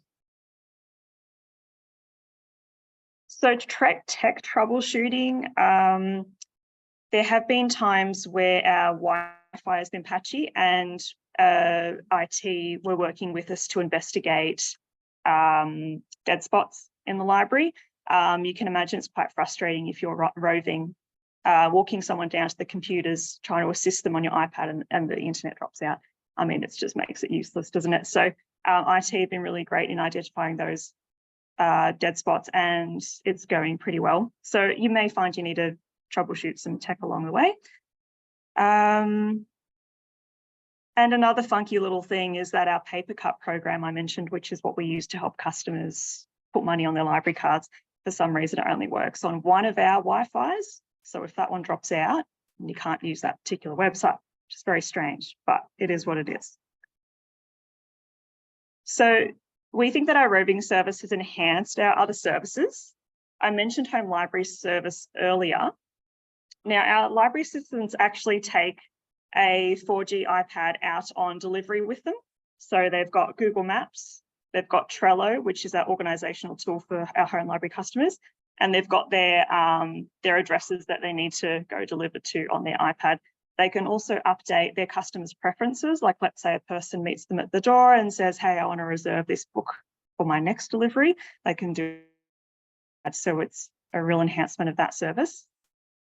And the other thing is the Q-Tally app, just the convenience of doing our ECR stats as they happen and on the go. Because I don't know about you, my memory is terrible. So there's no way I'm going to remember that and walk all the way to the desk and remember it again. So keys to success. First of all, recruiting engaging staff is in our position descriptions. So we're looking for the staff that wants to be part of a roving style service, that want to talk to people, that are actively trying to reach people. So right through from the recruitment stage is we're thinking about that kind of service. Staff training. So I mentioned that we began our roving service with some roving guidelines. So it's just ensuring staff are aware of the expectations that you're setting, and our staff are, but also being receptive to staff feedback. Like for example, a few minor changes with our equipment have occurred over the years because of staff feedback. It's important, I think, to give staff the tools that they need to feel comfortable. Like for example, those roving pouches you can wear on your shoulder, across your body, across your waist. So that serves, it's really flexible because you don't want people with a sore back and all that kind of stuff. So yeah, being receptive to what your staff are saying, it's going to help in the long run as well.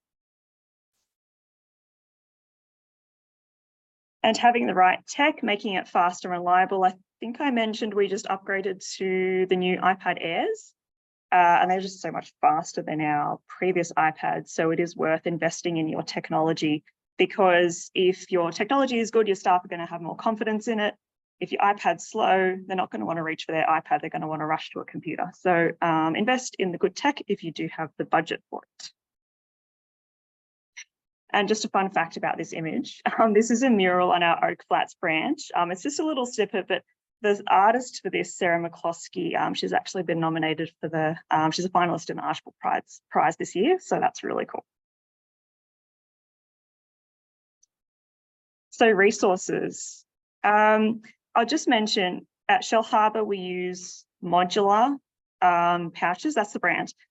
However, I've asked Olga for her recommendations because modular is out of stock on Amazon. So I thought I'd just put a couple more options there.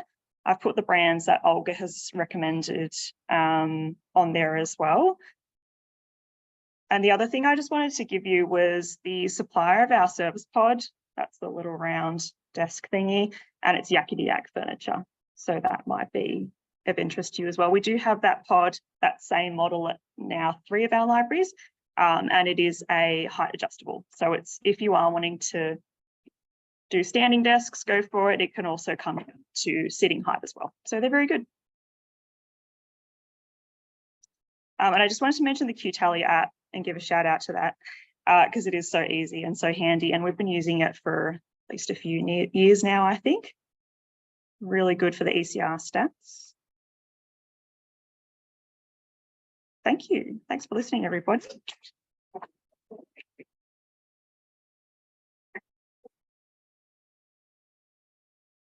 Thank you, Katharina. Have we got any questions for Katharina or Olga? We've got 2 online questions. We'll start with the online ones. First one is, Olga, could you please show your path in front of the screen for people online, please?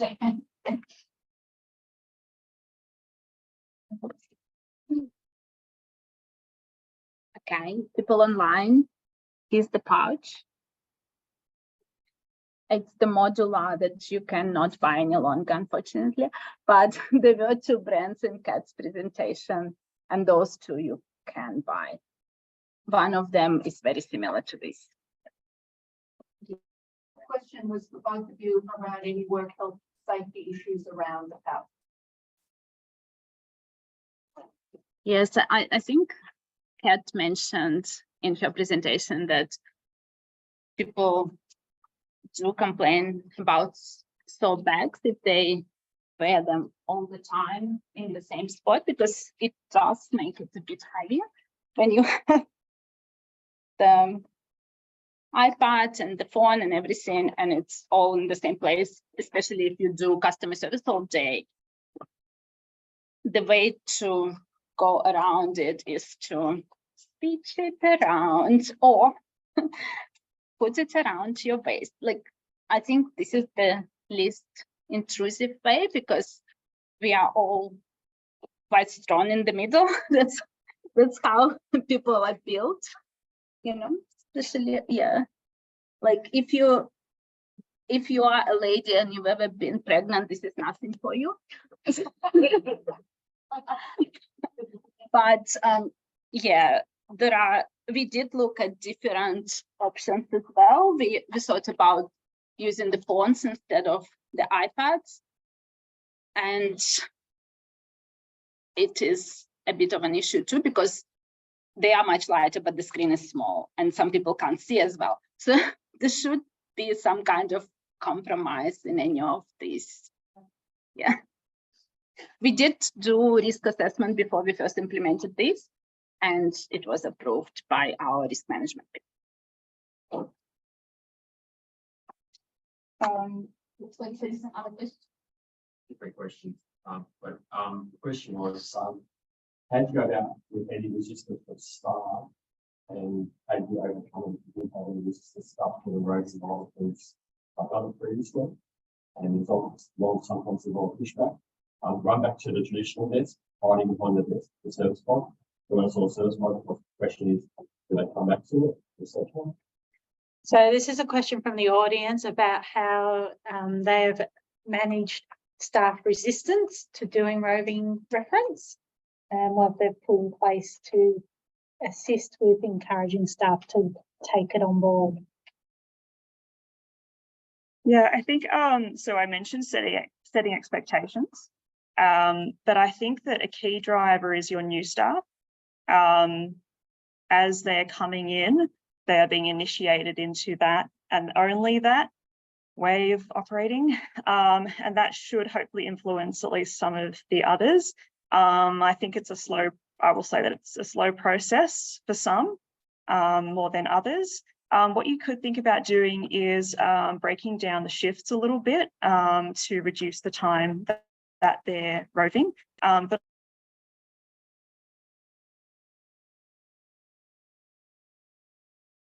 that will help you, achieve our goal. This is the expectation. What can we do for you that will help you, achieve it? So, yeah, thank you, Kat. I would like to add that we found the same. Our new staff members run with it, and also there is a different level of acceptance from the existing staff members. Some people just love it and they want to do.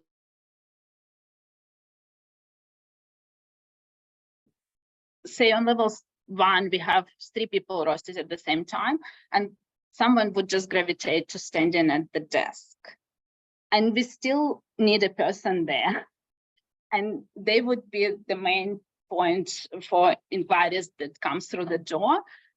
And if the rest of the shift is happy with it, why not? If they are not, it can be negotiated, and we have the shift supervisor who is looking after the shift and trying to make it work for everyone. We did have a few occasions when people had mobility issues, so they were not able to stand all day.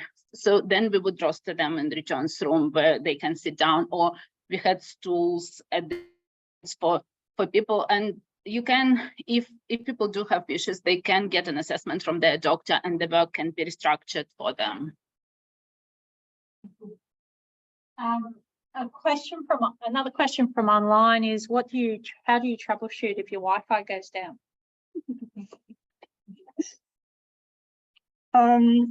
Actually, for us, quite easily.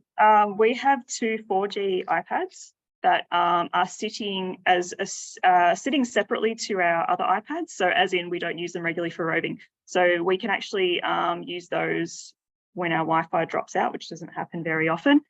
The other thing is that the pod desk, the pod service thing you saw in my picture is a wired connection. So that is separate to our Wi-Fi. So that will normally work when our normal Wi-Fi drops out. I'm just wondering how you cope with what I assume you must have got, because every other IT person I've ever spoke to hates apples. I know you've all got Apple devices. So we tried this years ago. Yes. Actually, the person insisted we went Windows, and if it was just too heavy, and nobody would use it. But they could not contemplate going on. So this question from the audience is, how did you get your IT team on board to go Apple rather than Android? Because most councils prefer Android, They were just doing Windows. They would need to do Windows. So Yeah, I'll take it. We did have that from the council. I manage IT for the library. So we worked with the council IT. They did have no expertise in iPads, but we evaluated a number of devices, and we found that this would work better for us, for the library, and that was our business requirement. And we offered all the support that we could give to them, and we did get what we wanted. We do have iMacs in the library as well. We do support them ourselves. IT doesn't touch them, but if you really want to, you can make things happen. I'll just add for Shell Harbour, we must be lucky and have an Apple happy IT crowd, because they've just rolled out iPhones for all of our phone use in lieu of an ordinary handset. So lucky us. Any more questions? Any more questions from the audience? Okay. Thank you, Olga and Katerina. That was wonderful. Okay. Our next speaker, I'd like to invite Ross up to the podium to talk about newsouthwales.net. Now we'll everything. Sorry, Ross.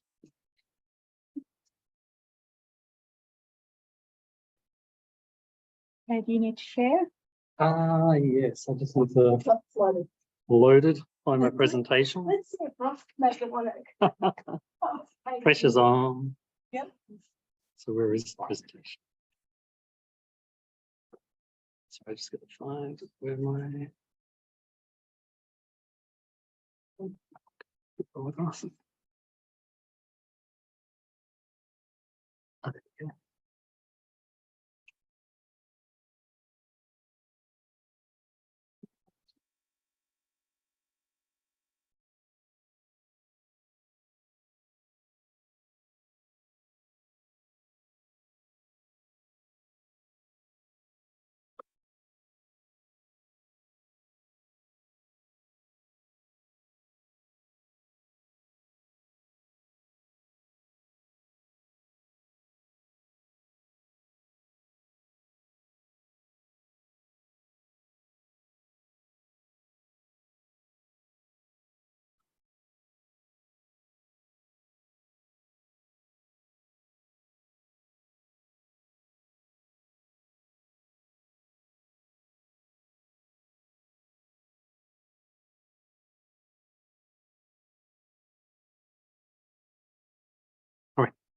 Just want to get rid of this menu so I can start the presentation.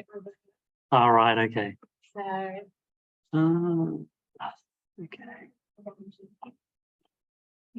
Let's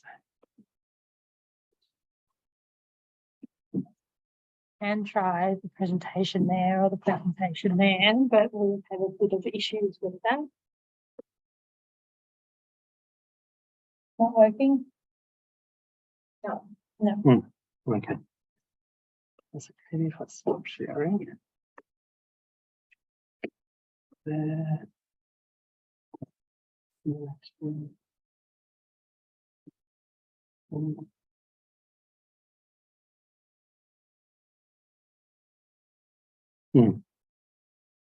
Okay, I think I'll just have to. Can I put a try for you? Yeah, sure, sorry. No, you're not. Don't be sorry. We've had lots of fun today with this. I can work with that. Get that back up again. Now we do. Yeah. Settings.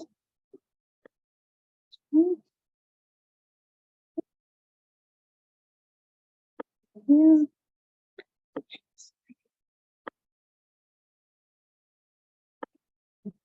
Okay. Thanks for that. Hopefully it clicks through for you. Okay. All right, so.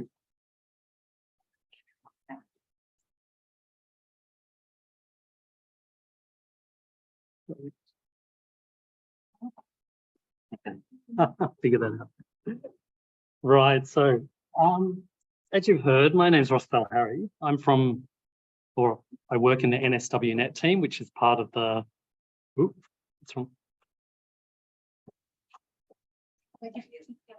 okay, Public Library Services branch. And primarily I manage the statewide license database suite, so the Gale resources, the Indie Reads, ebook and audio platform, and the Public Library Consortia opt-in offer scheme. And the latter has particular relevance to what we're talking about today. Are people familiar with the Consortia opt-in offer scheme? A few hands. Okay. Okay, so the Consortia opt-in offer scheme presents public libraries in New South Wales with currently about 100 e-resource products which have discounts. So you can look on the NSWNet website, select a product and take advantage of that discount. So myself and a group of public librarians that are part of the content working group each year evaluate one or two resources for consideration in the Consortia opt-in offer scheme. And one of the members of that group, John Taggart, is here today. So we have an evaluation framework that we use to assess those resources. So that'll be underpin what I'm talking about today. The criteria is basically taken from that review process. Okay, and I'm sure Alan will share this slide and it has the links through to the NSWNet website. Okay, so primarily today, we're going to look at traditional databases, ebook platforms, audio platforms, video platforms, and online tutorial software. Okay, and these are the various criteria that we'll be considering today. Resource identification, who you get involved in the evaluation process, UX design, appraisal of the content, access and authentication issues, vendor support, analytics, and a very quick discussion about license agreements. Okay, so resource identification. You might have a particular community need and you have to identify a digital product or platform to meet that need. So how do you find out what's available in the marketplace? So there's a few ways you can do this. As mentioned, there's the Consortia opt-in offer list. So that's 100 products covering a really diverse range of subject matter. I'm just actually in the process of uploading those offers onto the website. And probably 90% of them will be uploaded tomorrow, this week. So take a look at those. There's also a subject filter on the NSWNet website. So if you have a specific need, you can use that filter to identify some of the offers that are available. Obviously, you will have encountered cold calls from vendors or meetings with vendors, etc. So they're always reaching out to public libraries, spruiking new products and existing products. There's trade shows like Switch and Vala, trade publications, and also there's peer networks. So reference meetings throughout the year where you get together, you can share what resources that you're utilizing, new resources that you're considering, zone meetings. And what I like to do is take a look at public library websites in New South Wales, in other states and territories to identify new products that might be worthwhile considering, evaluating and incorporating into the consortia opt-in offer scheme. Okay, so you've identified a product, so now it's time to review it. What I would suggest is that you tap in to the expertise and knowledge base of your staff, get them involved. There's a few benefits to this. Obviously, professional development opportunities for staff, but also, I think more importantly, staff buy-in. Okay, so your frontline staff, in essence, are the people that will recommend these resources to your clients. So if they're involved in the process of evaluation, they're going to have a better knowledge of those resources and know in finer detail the ins and outs of utilizing those products, and particularly how to support clients to use the interfaces. Obviously, if you're getting a number of staff involved in this process, it's probably best to have like an online evaluation form.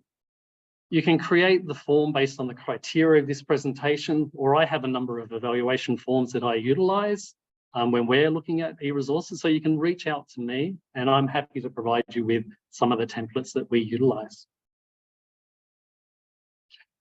Okay, so before we get onto content, I think one of the important criteria is UX design, the user experience. You can have fabulous content, but if the interface is really clunky and hard to navigate, then you might get a client that will look at that product once, maybe twice, but then they might become frustrated with it and, you know, not go back to that resource, which is a shame. It's got great content.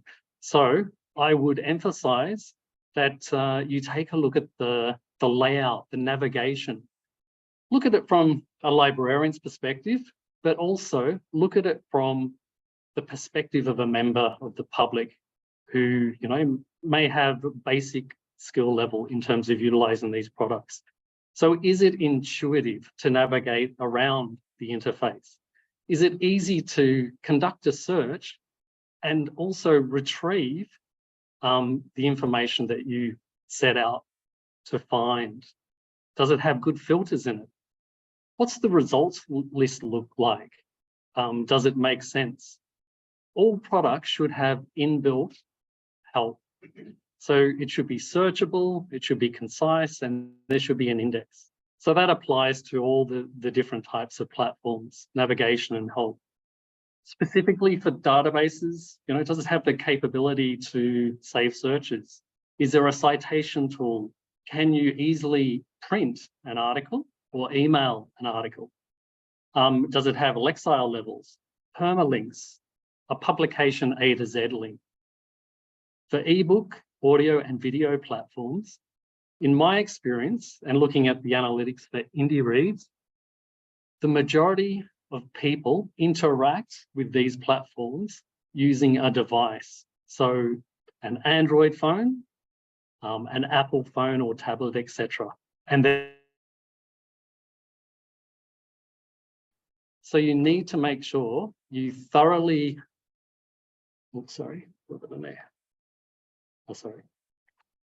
that you have a thorough look at those apps during the trial.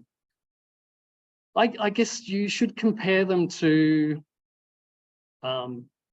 Amazon Kindle, because that's what your clients are familiar with, those type of apps on a phone. So does it have those basic features? And also audible. Is it easy to navigate? Does it have the basic functionality of bookmarks, notes, highlights? Can you change the text size easily? Is all that functionality easy to find within the app? Does it have online, offline reading capabilities? And is it compatible with the various e-reader devices that are still in use by members of the public? Moving on to a skills tutorial platform, can you record or bookmark your progress throughout a course? Are there defined skill pathways? Does it offer certification? Okay, so now we'll jump into content. And we'll start off with a typical database. And in this instance, for an example, we'll look at a science database. So what you want are key industry titles. In this example, the image you see there is Cosmos. So that's an Australian science magazine. You'd probably also be looking for international titles. So Nature, Scientific America, Popular Science, etc. Be wary of digital dust. What is digital dust? A vendor might approach you and say, look, we have this fabulous science resource. It has 1,000 journals. Scrutinize the title list, because you might find that 60% of the titles are incredibly obscure and maybe the content is of dubious quality. It could be completely out of date. I've come across some pretty outrageous titles that have been included in these resources, etc., that have very, very little relevance to the overall subject theme for that particular resource. We want to consider the percentage of Australian content versus overseas content. Clients, members of the community primarily want full text information, particularly, I guess, in a public library context. So what's the percentage of full text article coverage to abstracts? Another important featured criteria to consider is HTML versus digital image. So let's say you had Choice Magazine. So Choice Magazine primarily uses a lot of graphics and images to convey the information to the reader.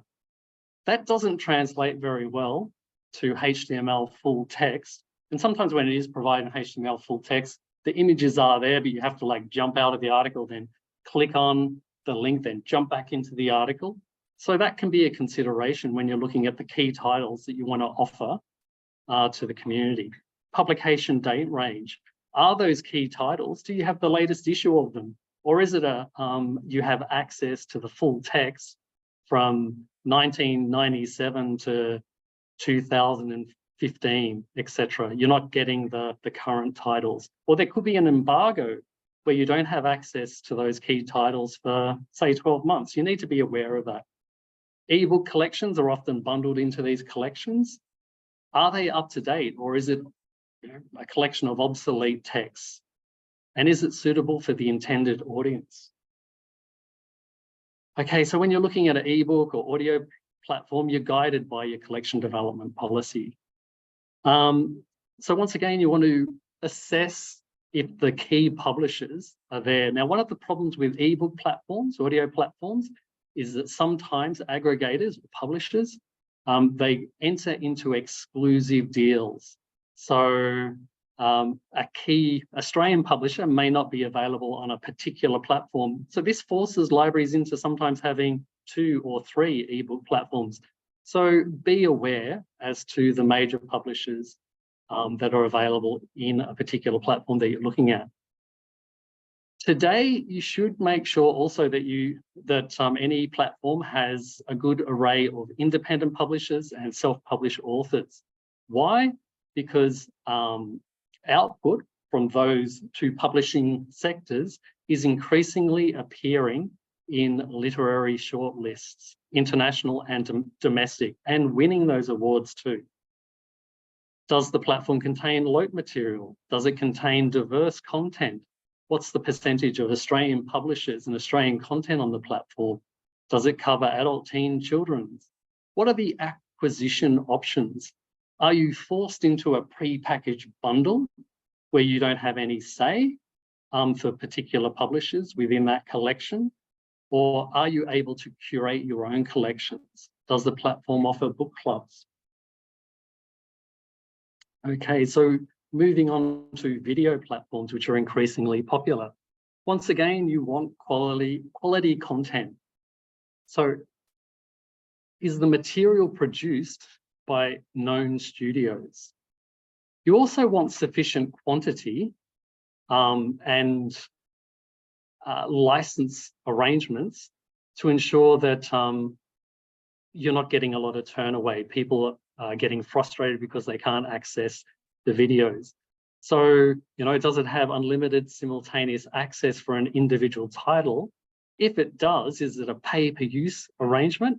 And then what are the mechanisms available for you to manage the costs every month going forward? And what are the platform fees, etc.?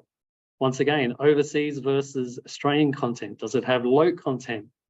Does it offer feature length films, documentaries, or is it short form, or is it a combination of both? Once again, pre-packaged collections, or is it possible for you to curate the collection? Okay, so now online tutorial platforms, skills platforms. Once again, you're after quality content. In this scenario, I would recommend that you invite staff to sit down and have a look at the various modules to see what the production quality is like within those modules. Perhaps get someone who isn't very au fait with a particular software to take a look at, Microsoft Word tutorial, etc. Another key factor for online skills tutorial platforms is the qualification of the presenters. So if you have someone that's providing parental and advice, you want to make sure that they have appropriate qualifications to talk in that space. If they're providing an overview of leadership and management theory, once again, what are their qualifications? Is the skill level coverage sufficient for your needs? Does it range from beginner, intermediate, or advanced? Are there a range of skills covered that meet your community demand? What's the currency of the content? Is it all up to date? Do you have videos in there that are talking about leadership or management theory or software, which are 10 years out of date, etc.? Because theories change, software changes. Sometimes it's not necessarily bad having tutorials that cover older versions of software because not everyone's has the latest update, but that's a consideration. And then once again, is it possible to curate your own collection in this space, or is it pre-packaged? Okay, access and authentication. Fundamentally here, what you want to do is avoid friction for your client to access the resource. There are I've come across a number of products that utilize tokens whereby the staff member has to hand out the token to the end user. So that's frustrating for staff, that's frustrating for clients. So if possible, it's best to avoid that. This doesn't happen so much, but I have encountered it in the past where as part of the login to a product, the end user is taken to the library subscription collection, but they also have access to like a retail collection. And that was the scenario with Zinio when it first entered the marketplace. Obviously, you want to avoid that. So just make sure that's not occurring. Now, the standards for authentication are library barcode and IP authentication for on-site access. So that's proven authentication processes there that members of the public are typically happy with. If you have like ebook video platforms, then at a base level, you probably have to use a SIP2 license. Sometimes that can have cost implications for you, depending on what library management system you use. There's also a referring URL where the access URL is hidden behind the membership of your, the login, membership for your catalog. So that can be a barrier. Typically now what we're seeing are web services and APIs becoming standard, certainly for ebook platforms. They're very, very secure. So that's a great facet to that type of authentication. And also they offer a lot of additional functionality when you integrate the two software platforms, particularly so for ebook, audio platforms. So an example would be automated mark record harvesting.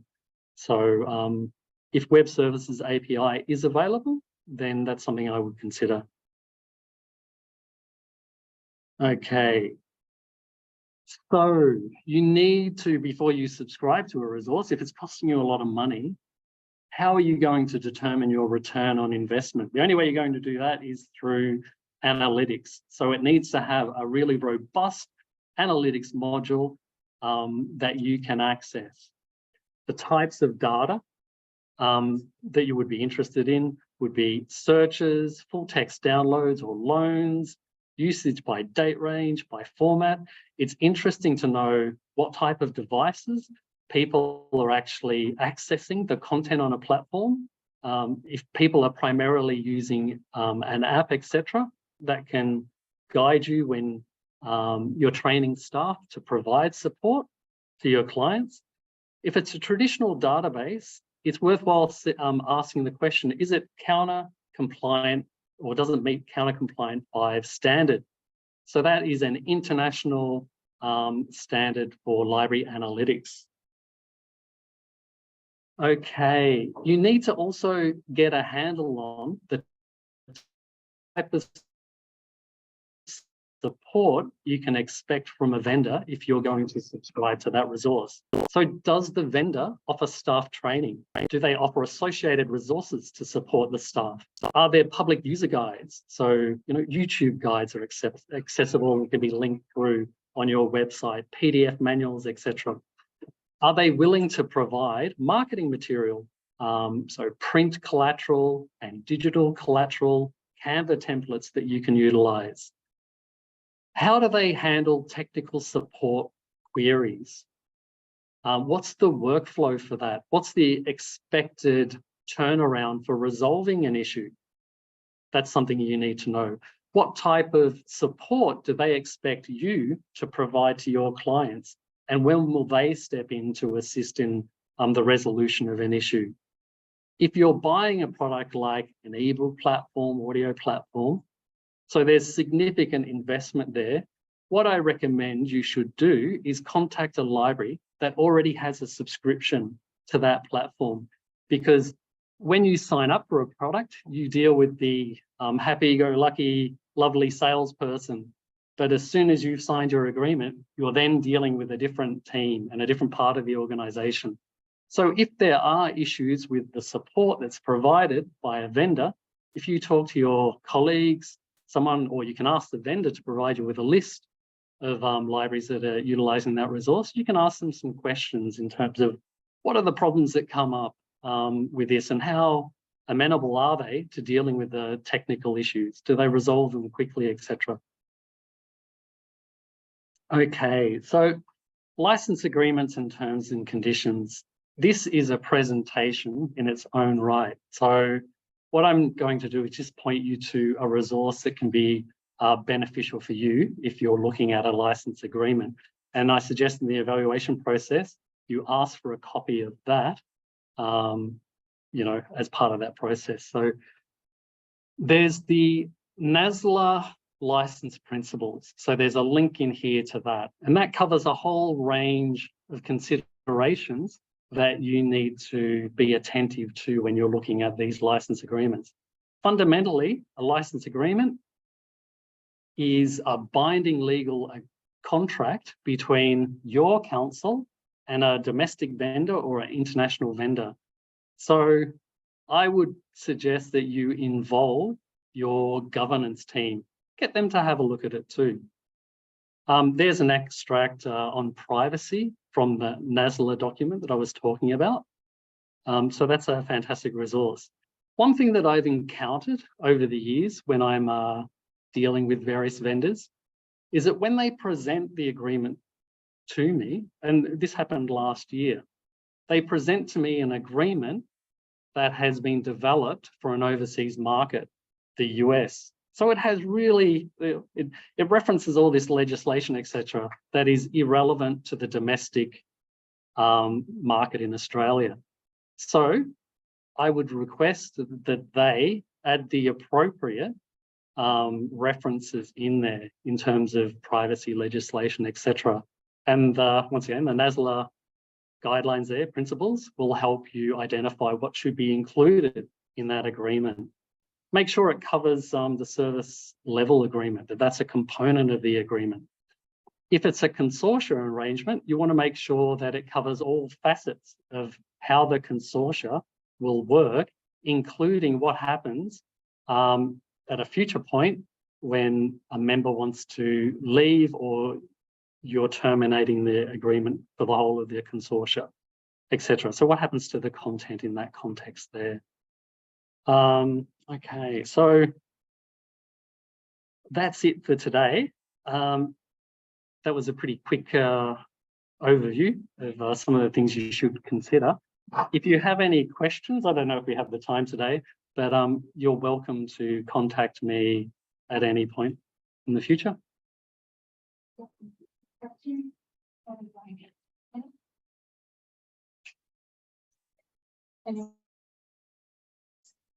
No?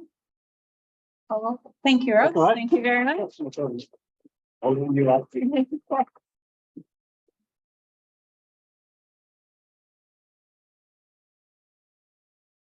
Okay, thank you, everyone. We now have Michael Adams from the State Library here to talk about drug info. You're just going to use the internet? Yeah, I've got one PDF to show, but Okay, so I'll let you drive. okay, thanks. Have fun.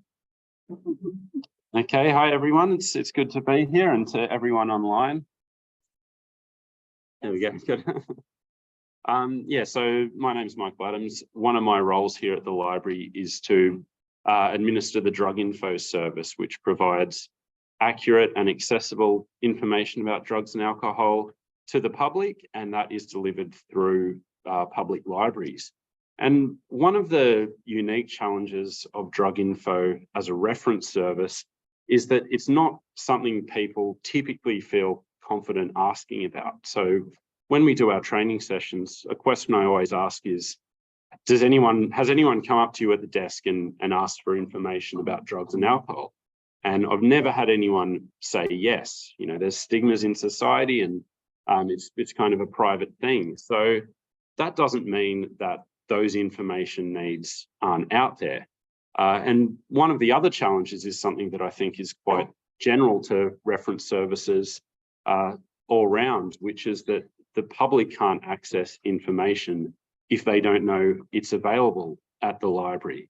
So to address both of those issues, one of our big focuses is on the promotion of drug info. And we develop resources around promotion, and we ask public libraries to get on board with making that available and promoting the service to the public.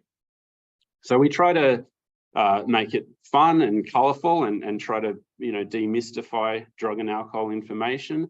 And wherever possible, we try to provide resources that can be easily integrated into existing public library programs. So one of those, which has been very popular for the last few years, is our collection of literary mocktails. And that's what I'm here to do today. Very exciting. We're launching our latest literary mocktail. So it's one of the fun parts of the job, but also can be very frustrating, is that I'm the one that has to come up with the puns about the, you know, various books and try to come up with a name.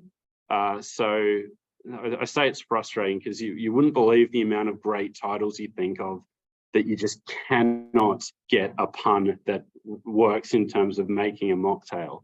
So just to give you a bit of a background about the latest one, we originally had the idea of a seniors week mocktail recipe, and I was looking at mystery books, you know, that could work.